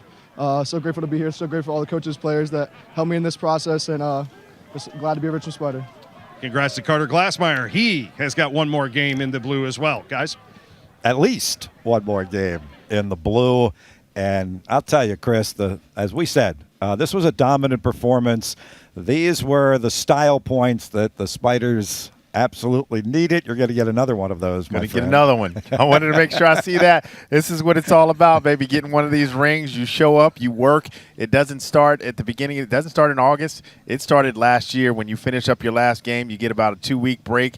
You go, you take your finals, and you come back, you start working on the next year. And so when you see these guys yelling, screaming, excited, crying, tears, you put in years with the program. This is what it's all about, to get a championship, get a ring, and get an opportunity to win a national title. Picture says 1,000 words. And how about Cade Salyers and Tom Elia holding the 2 trophies? Doesn't get any better than that. Been around here 6 years, built something special, and want to keep building. And Wayne Galloway with the trophy as well. They have built a culture here, Chris, particularly those guys who have been here through all of this. We've hammered this home since the 2021 season when they were 6-5, only by winning the last 4 games of that season to get to 6-5.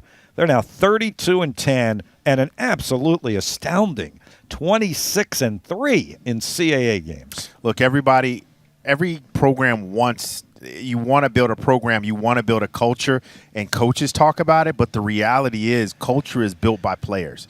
Right, you're going to set up a model, a mode for your players, but it's them buying in and making the decision that we want something different here. We want something special here, and it's going to be who you are when nobody's looking. That's how you build culture, and it shows itself on game day. It shows itself when you're 0-2 and everybody thinks your season is over and you rattle off 10 straight. That's culture. When you build that, you can build champions. Think about where we were after that loss to Wofford in the second week of the season and where this team is today. That makes this story even more impressive, even more remarkable for these Richmond Spiders. And look, we can say it. You go unbeaten in the CAA, you win 10 in a row, you are deserving of a top 8 seed. I know there are other teams out there. Look, we juggled it this week. We saw the teams. There's probably a dozen, maybe 13 teams that are all deserving of the top 8. We'll see how it shakes out tomorrow. But this performance today by Richmond, this might put that Chattanooga AD and every other AD over the top on Richmond. Yeah, because, William and Mary, they had some losses this year. But, again, they came into the season a top 10 team. Everybody knows how good they are. And everybody knows that rushing attack is still number 4 in the country. So to give them a goose egg today, that just doesn't happen. You're doing something special here. And, again, about when we were 0-2 and that feeling, I just remember Coach Huseman saying, I don't know, Chris. All I know is that these guys work hard and they love each other. He just keeps saying that. These guys love each other. They will figure it out, and we will figure it out. And they got it done. They figured it out. Richmond Athletic Director John Hart there getting his time with the trophy as well. I was just looking at the stat sheet as you were talking about that. William and Mary had 64 yards rushing today. They average over 200 per game. And, again, you put that one in the record book. That's their last 16 losses. It's been the rushing game that the Spiders have shut down against Richmond. They took that game totally away from William and Mary today. I mean, again, that's just knowing the assignment. If we want to win, we want to keep doing special things. We want to get an opportunity. And these guys didn't say it, but I know they wanted to obviously get the cup back. No question about it. But there was some whispers like, I want an opportunity to possibly get a bye in the playoffs. And we have seen how good this team is rested after a bye when you go back to that Delaware game. That was a different type of team. I mean, we've been winning, but we've been different since that point. So just something about getting rested, getting a little turkey day with your family, getting back, getting focused. I don't know if it'll happen or not. I think this team definitely deserves it. And if so, we've seen we can make magic with a bye week. Now, look, this team has the experience and knows how to handle if they're coming back and playing next week. They've done it the last 2 years. But to your point, I think that was a great point. We've seen how fresh and how good this team can be after a bye week, which is what the Spiders hopefully will get. And then you would get a home game in the second round of the playoffs. We will find out tomorrow. 12:30 is the selection show on ESPNU. If you're in our area, come on out to campus. We'll be at the Jepson Alumni Center. Doors will open at noon. The show is on at 12:30. The team will be there. We'll have some light refreshments for you and a lot of celebrations. I'm sure both the Capital Cup and the CAA Championship Trophy will be on hand as well. This has really been special, partner. Yeah, come celebrate with us. These guys don't celebrate a lot. They're workaholics. So they're going to celebrate tomorrow, and then they're going to get back to work. So if you want to see this team celebrate, that'd be a good time to check them out. Spiders today from start to finish knock off the Tribe of William and Mary by a score of 27-0. It was defense, it was offense, it was special teams. It was the Richmond Spiders day today. Hey, we thank all of our hardworking folks who helped make our broadcast possible this afternoon, directed by Blake Ellett and our terrific Spider TV crew. Thanks to Lane Casadante down on the field all game long and some special conversations post-game as well. Now for Chris Anderson, Bob Black saying so long. Your final score one final time. Richmond 27, William and Mary nothing. The Richmond Spiders are the unbeaten champions of the CAA. It's off to the playoffs for the Richmond Spiders. We'll see you in the postseason. Thanks for tuning in today. This has been a production of Spider TV live on Flow Sports and Masson. So long, everyone.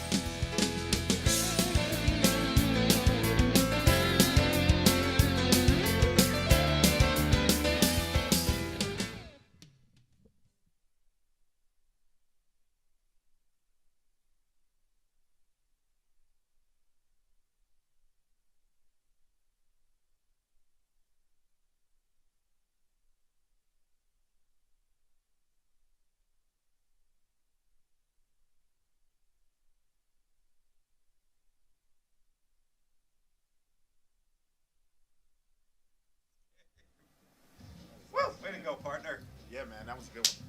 Good game. That was great. The saga continues.